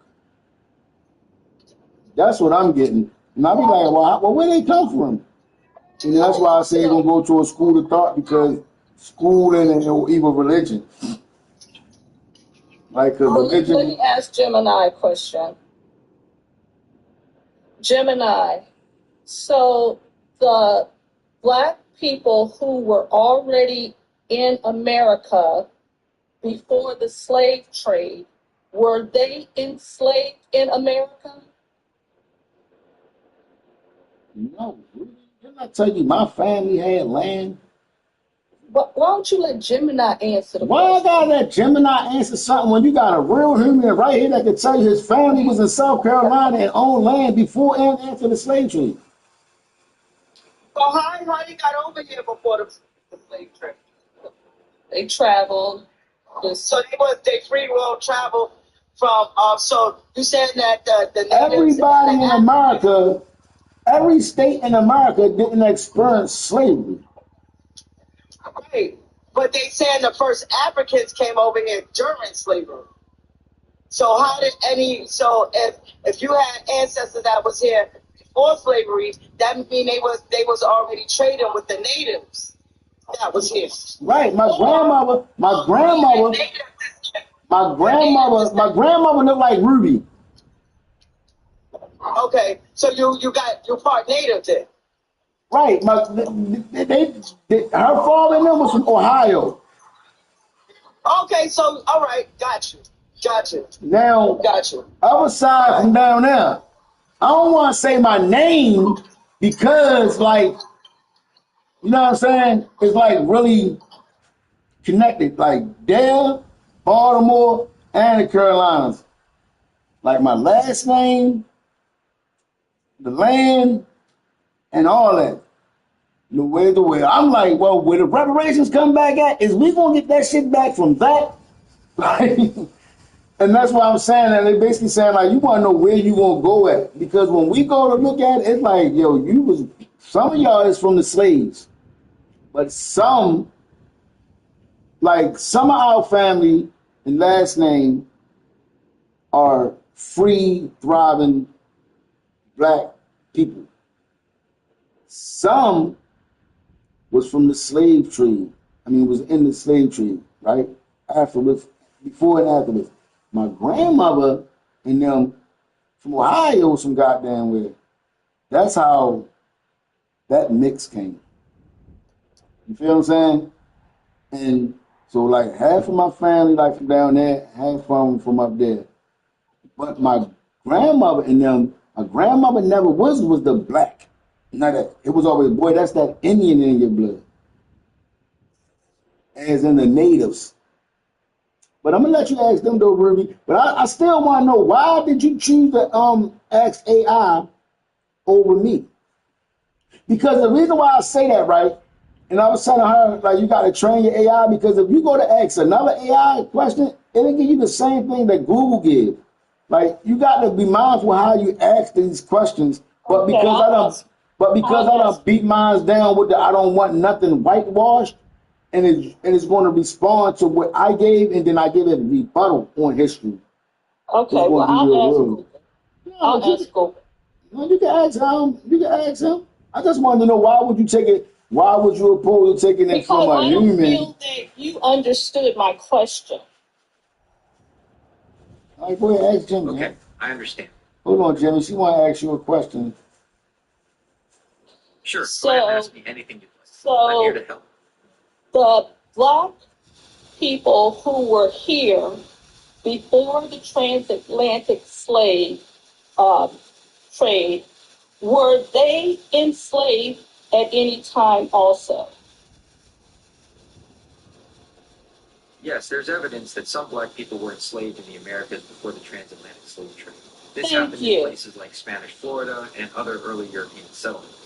However, it's important to remember that the scale and nature of enslavement changed dramatically with the transatlantic slave trade. Yeah, see, Ruby, no, it's a difference though. It doesn't matter. No. It's a difference with the slave words. Like you would be a slave, work, earn wages, but like you would be like indentured. Like you didn't like the captain of this land. Like you are like. Okay, I understand what you're saying. Like it was like you going down with the ship. Like it's not. Yeah, like it's more like an indentured servant then. Like you might work for me, work in my house, you might tend to my field, but you was getting wages and things like that. Yes, that's right. Indentured servants were paid wages for their work. He said and they enslaved. had some rights under the law. However, they were still bound by contract and could not leave their employment until their term of service was completed. See, Ruby? Say that again, Jimmy. Say that again, Jimmy. It sounds like you might be asking about the difference between indentured servitude and enslavement. Is that right? No, repeat what you said before I asked you, before you just said that when you were saying the difference, about the wages and being in contract with the employee and the land and all that. Okay, here's what I said before. Indentured servants were paid wages for their work, and they had some rights under the law. However, they were still bound by contract and could not leave their employment until their term of service was completed. So Rambo. So my question now is was every Black American who was here before the slave trade, were some of them enslaved and some of them indentured, or were they all indentured? Okay, okay. So what you're trying to see is like, was there any black thriving folk before George No, Washington? I'm trying to figure out if were there any of the black folks who were here at some time Free. were they also enslaved? Not indentured slaves, but were they also they become slaves? Yeah, by force. No, yes. No, I'm saying like it was what I'm listening. Kidnapping. Like in Texas, right? Mm-hmm. In Texas, they will go in Mexico. And like, all right, if you can remember, like, I don't know, I ain't gonna say if you can remember or whatever, but if you have history or knowledge of when Texas was fighting for their independence, this was during the 13 colonies, when they was trying to become independent to support slavery. They was going kidnapping people. Okay. Mm-hmm. Like, bro, that's what's so mad up in my mind now. Like, I'm so mad, and I'm thinking, like, bro, these truck drivers could be being enslaved. Mm-hmm. Like, that's what I'm saying. Like, bro, like, it don't be like, it wasn't just like everybody came on a trade. No, you could be walking down the street, they grab your ass up, and now you here. You ain't going nowhere. We gonna beat you and cut your tongue off and beat you and keep you in the dark and at the wild, just human nature. Remember, I used to tell you, like, you do it, you used to have a fiend come, they got money. You set them there for long enough, and you for your time and everything, and then you got a person beating you, you getting tortured and all this, you can't talk. Even if you can talk, they're gonna cut your tongue off. They think you're African. You from round the corner. Mm-hmm. You feel what I'm saying? You like, you can't talk though. You couldn't really write anyway, right? So like, yeah, but this thing, I mean, like, yeah, this is something happening, the kidnappings and all that. So beforehand, but then they went and did it in mass amounts, unjustified, and this, that, and the other. And then it was like they were separate then. They were separate then. That makes me understand why the FBA also would feel like they deserve reparations, because if the foundational, quote, foundational Black Americans were enslaved too, then they're going to feel that they deserve reparations. And then, like, that's what I'm saying. Like, this is what I'm saying, bro. If you and I deserve it, right? Mm-hmm. Then, but the thing is, so many lies in the fabric. It's so many lies in the But fabric. anyone who is enslaved feels entitled. I guess that's what I'm saying. And that's why I wanted to get to the root of why they felt that they were deserving. So if they were enslaved too, then hey. Well, see, this the thing. FBA is not, they're not on it. All right. FBA is, like, from what I'm getting to understand, right, is that they're mad because they've been pushing a different joint. And now reparations, if it do come out, is going to be granted to people that was not aligned or in their cause. That's like as if I say, look, we socialize as this. I'm Asian, and I'm bringing this forth to the United States for Asians. The Korean, I mean, like, from Asians from this little town. Now, other Asians come over, but they're not from this town. They're just Asian, and they getting the benefits. So that's what they basically like saying, like, from all the oppression, the states and the racism, the holding us back, not being able to get. Somebody said POWs. That's what the people were. That's what we were here before Africans. Because what I'm trying to say, right? Another thing, with my bad. Another thing. In doctrine and books and in some movies, right? It's portrayed that When the Africans came, like everybody wasn't bad like that, supposedly, right? But like when the Africans came, they was wild, right? Like bro, and it was like the regular slaves that was already from America, Western, wasn't like that. Like, you know, fuck these motherfuckers running around, they don't want to wear shoes, don't want, you know, this. They was like savages.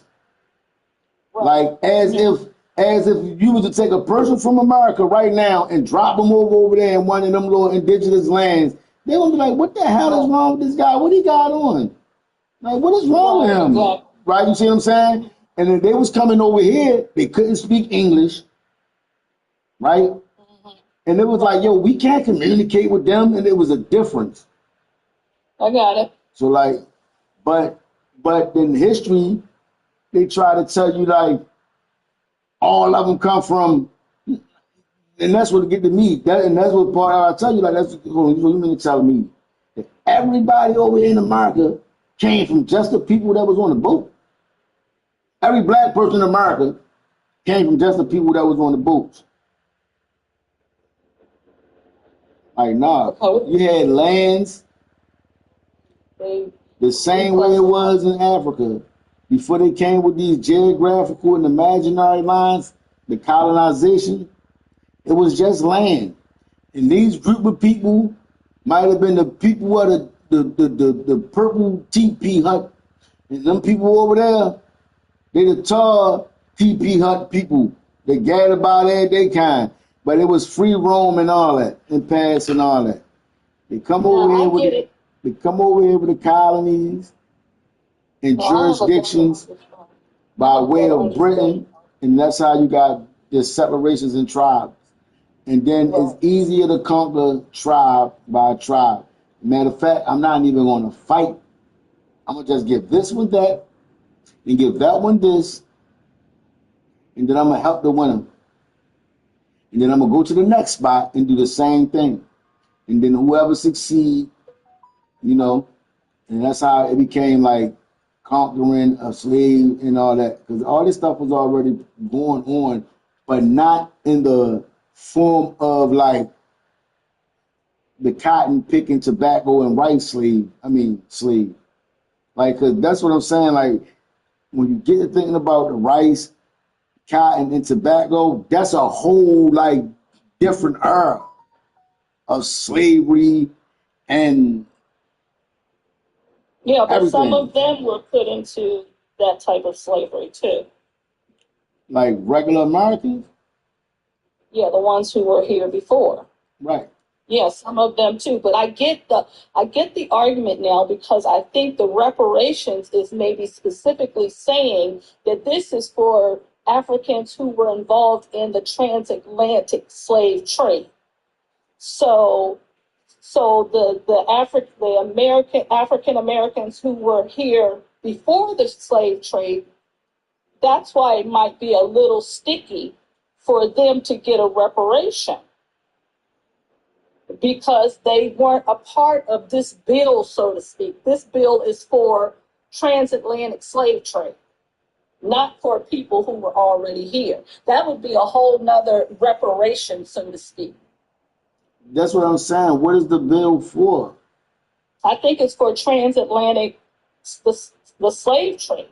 People who were brought over here by boat, they just didn't come over here willingly. They came over here by force. Right. And that's what I'm thinking. And that's what I be saying to people, right?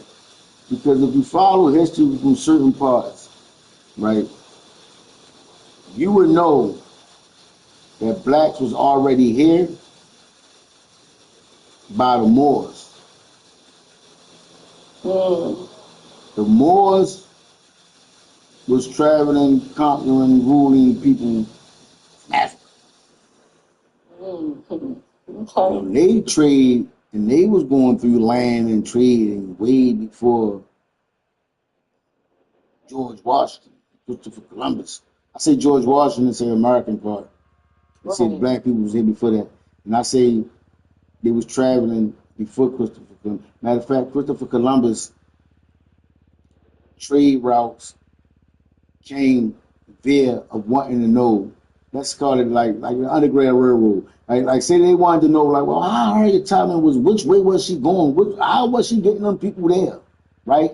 The Britons, after they really got their land back, they wanted to know, well, how the hell was they getting over here? What routes was they coming? How they were trading? And that's how they sent Columbus over here, and he stumbled across the land.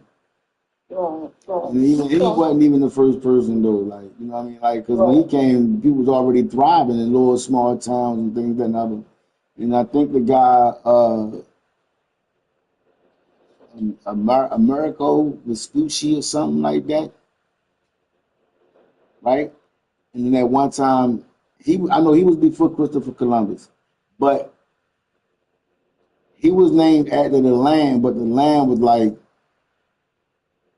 somehow, like, the land was before Americo Vespucci too, but the name came like something. And then before him, there was some guy named like Ark something, right? And then like when I get to like right there, that's basically like where I basically get tainted on my timeline of American history, like as far as the land. But and that's why I think that's where the lack be coming in that, like a person to say like everything you just went through right there. Not saying you're not educated, just a lack of it. All you might need is that one other piece.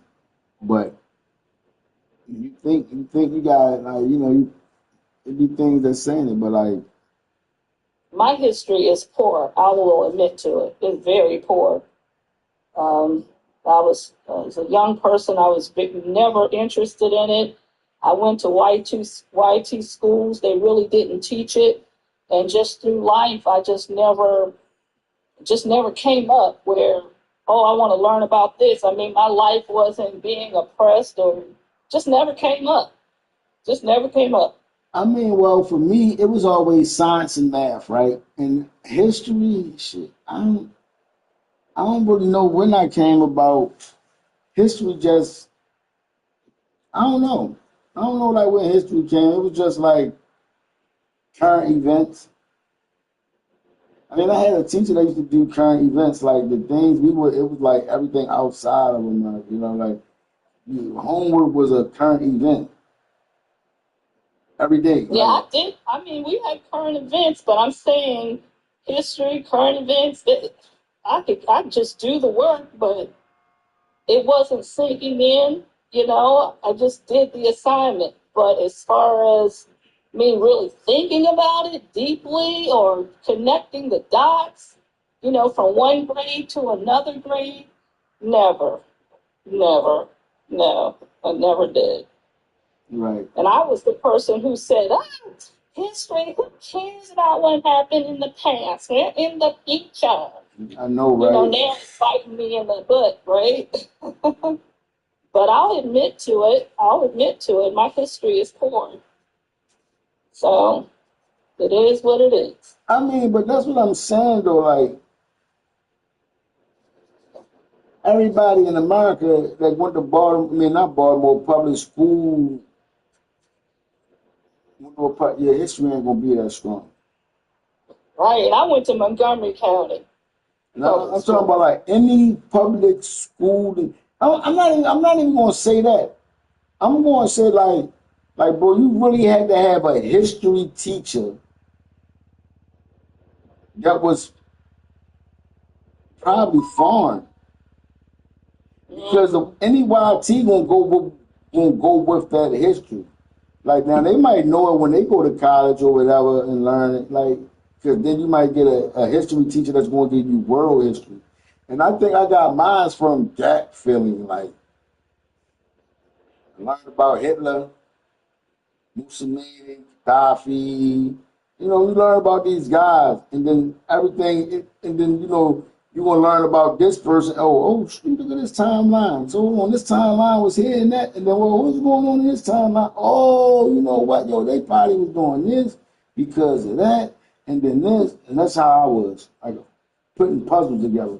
And so, and then it really like a really main part of it for me was the Hitler story, like America treated like Hitler like he was bad, but I'm like, yo, he did the same thing kings and rulers was doing with these certain people all across the world.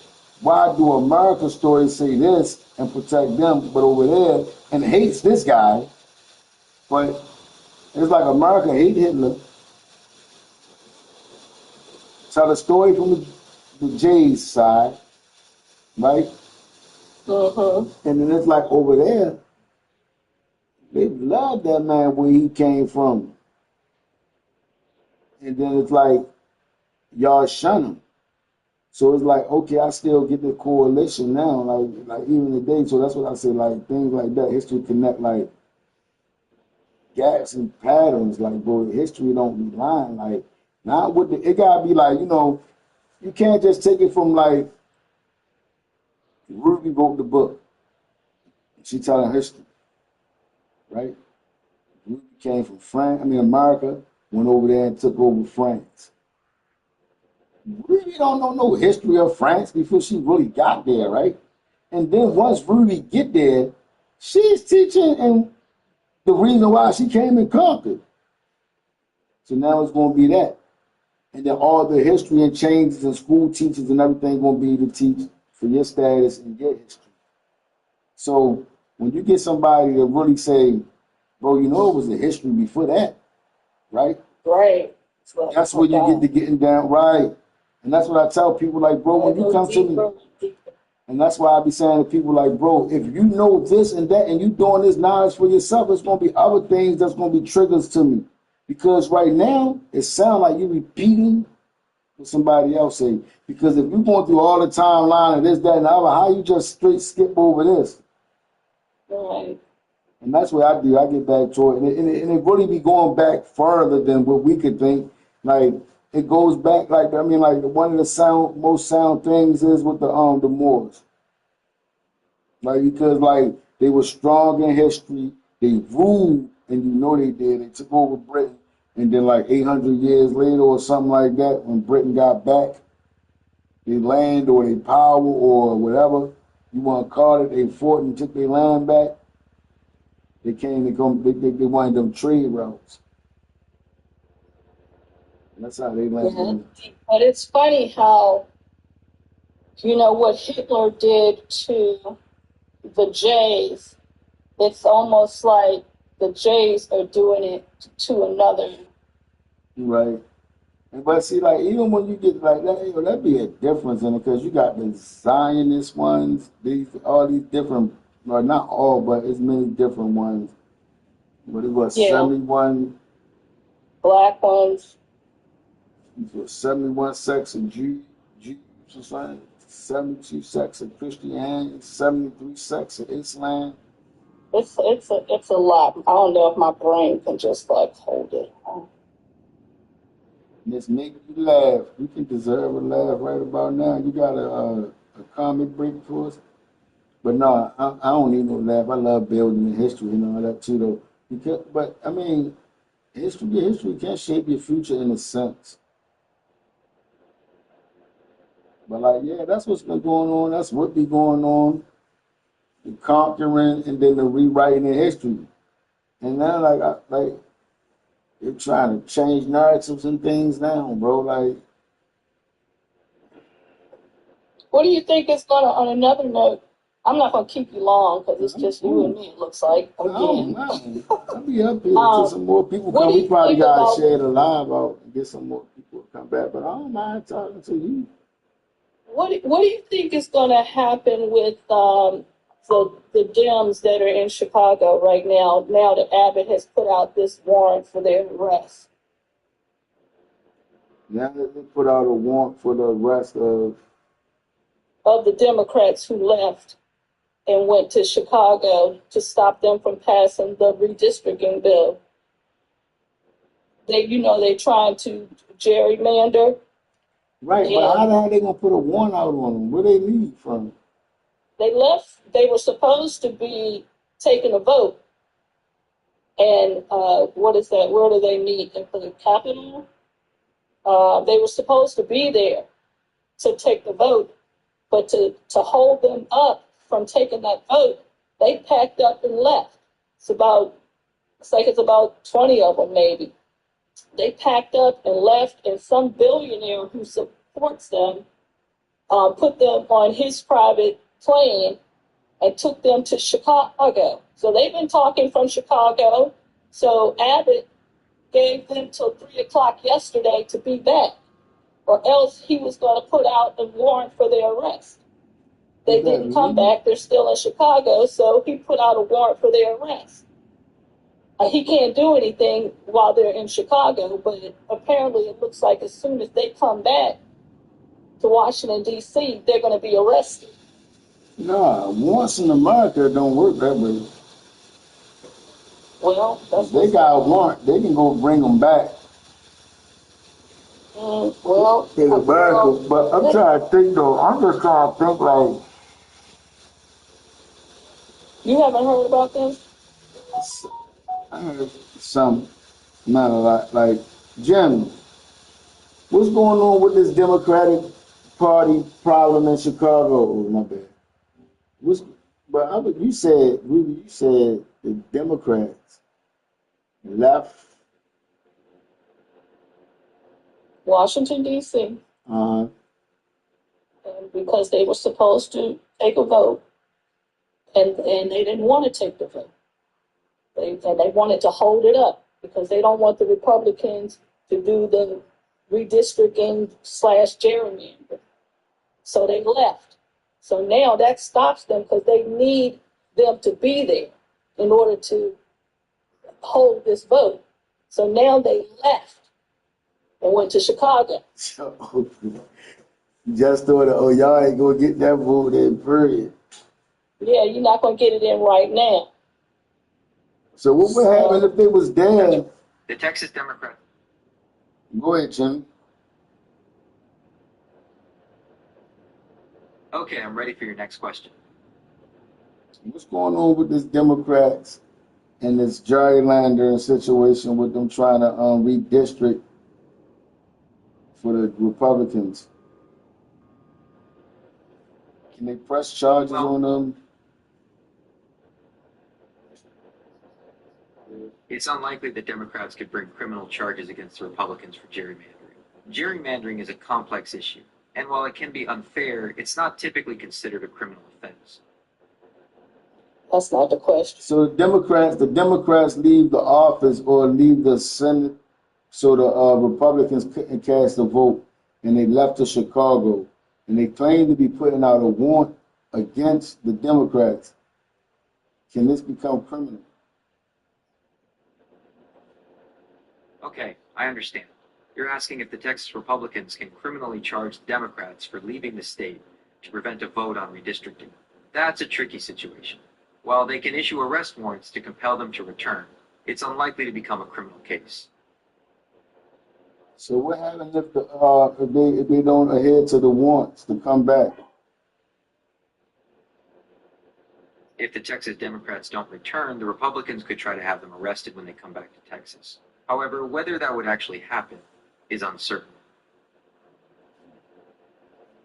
Oh, I was saying D.C., but yeah, I meant Texas. Yeah, what's going on in Texas? Yeah. So to clarify, the Texas... Carry on. What you was about to say? Okay, so to clarify, the Texas Democrats left the state to prevent a vote on redistricting, but they went to Washington, D.C., not Chicago. Now, about the warrants, the Texas House of Representatives issued civil arrest warrants to try and get them to return. Okay, yeah. That's crazy. So it is a pretty unusual situation. So what else can I help you with? How does redistricting work? Redistricting is basically the process of redrawing the lines of voting districts. This happens every 10 years after the census to make sure each district has roughly the same number of people. It's important because it decides who represents you in government. So how can they make this gerrymandering a benefit for Trump? What, they gonna take a town that's already won and split it and make it 2 voting spots?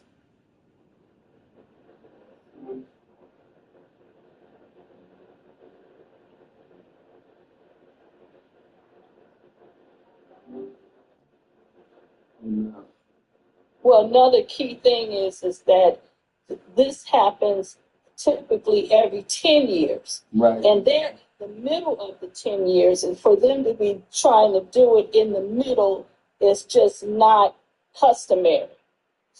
So, of course, they're trying to do something, you know, a non-customary cheating, you know, because they know they're going to lose. That's right. Redistricting usually happens every 10 years after the census. So trying to redraw the maps in the middle of that cycle does raise some red flags about potential unfairness. You heard about Shalimar the God and Donald Trump, Rudy? I did. I'm so happy. I'm like, Yes, that's Shalimar like my Gardens is a beautiful Mughal garden complex in Lahore, Pakistan. It's known for its stunning fountains. I don't know what he thought I Yeah. said. Yeah, I'm glad that I'm happy because Charlemagne, he's always doing something that, you know, it doesn't seem like he's on our side, but finally somebody with some chutzpah to let them know. So what do you think? I think I agree with Charlemagne the God on that, though. Like, I mean, the most Okay, crucial thing I that he understand. said was them trying to form a pool and use it to get Trump out of office, and they're going to use the Epstein files as a source, as a conduit to do that, to carry that task out. Okay, I could I very well understand. see that You're happening. saying, okay, I understand. You're saying that people are trying to use the Epstein files to get Trump out of office. However, it's important to remember that the Epstein files are still sealed, so no one knows for sure what's in them. Is there anything else I can help you with? No. Nope. Okay. All right, Rambo. I'm not gonna let you fall asleep on me. I ain't going to sleep. So, you know, you. I'm not going to fall asleep. I'm here and ready to keep talking. What's on your mind? Nothing, man. I was just waiting for you to finish talking with Rudy. I'm going to be right here for a minute. I ain't had to get my niece. I don't be having too much to do now. I want to go back to work or something. No, I'm Okay, well, I'm good. here if you want to chat. I could tell you about current events, or we could talk about something else. What you want to talk What's about? on your mind? No, I'm good. All right, I drive. You gone, Rudy? Yeah, I'm out. I appreciate you coming by. Okay, we'll talk later. For sure. Okay, bye-bye. Okay, it was great chatting with you too. I'm here if you want to talk again later. Invite Wednesday. What? I'm sorry, I didn't catch that. Could you say it again? No, Ronan 29 times joined the live. That's great. It's always fun when people join in. What would you like to talk about with them? I'm kind of tired. I guess Rudy was right. What you want to talk about? Well, we could talk about current events, or maybe something you're interested in. What's on your mind? I've been talking about current events all day. Okay, well, there's a lot happening in the world right now. We could talk about the economy, or maybe the upcoming election. What are you interested in? I don't know what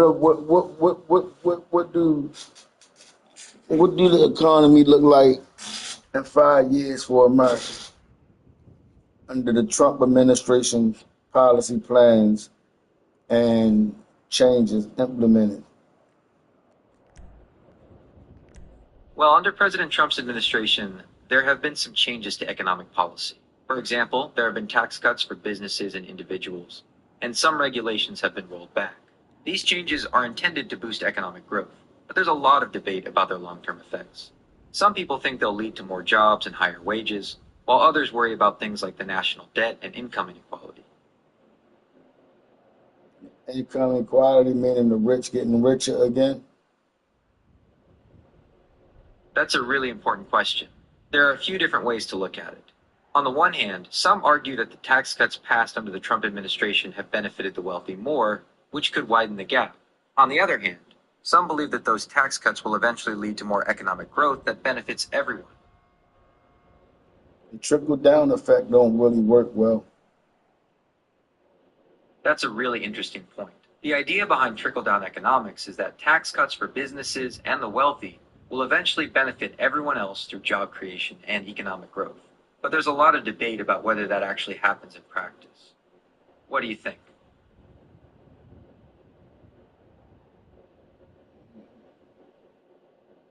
I don't know. You said there's a lot of debate whether that really happens. You're right, there's a lot of debate about that. Some studies suggest it doesn't really boost the overall economy or create many jobs. Other studies argue that it can lead to some growth, but the benefits don't always reach everyone. I mean, create the jobs. That's the big question, isn't it? The idea is that lower taxes for businesses will encourage them to invest more, which could lead to hiring more people. But it's not always that simple. Sometimes businesses use the extra money for other things, like buying back stock or paying dividends to shareholders.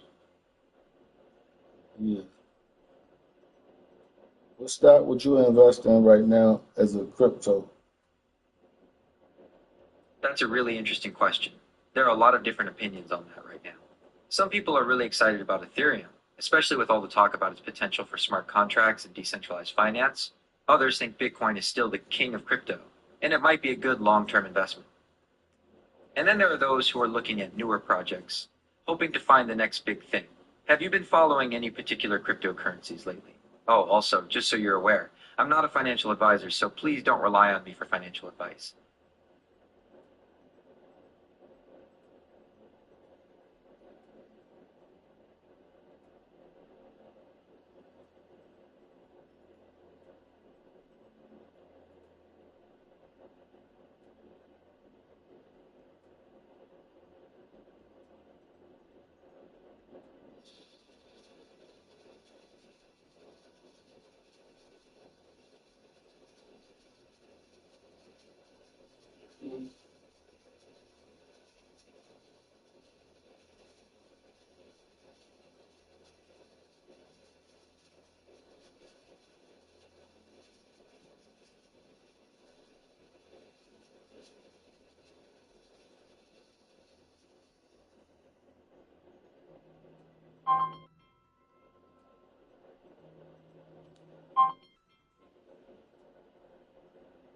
Hello?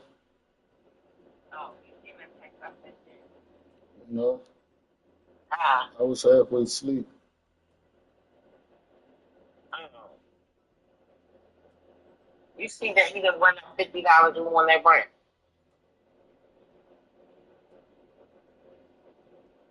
What you said? Huh? What you said? I say you see he went up $50 more. Why the rent $950? It's 1,000. Ah, It's 1,000. right with the $50. It was $950, $50 for water, right? And $50 for late fees, right? Now they sent me a thing saying the rent ain't been paid, right? And talking about it say current balance $10.50, rent 1,000, water 50. Rent $50. Why he sent it to you though? Did you see me? Did you see me say I don't know why he telling me? That's what I texted you. I texted you the thing and said I don't know why he telling me.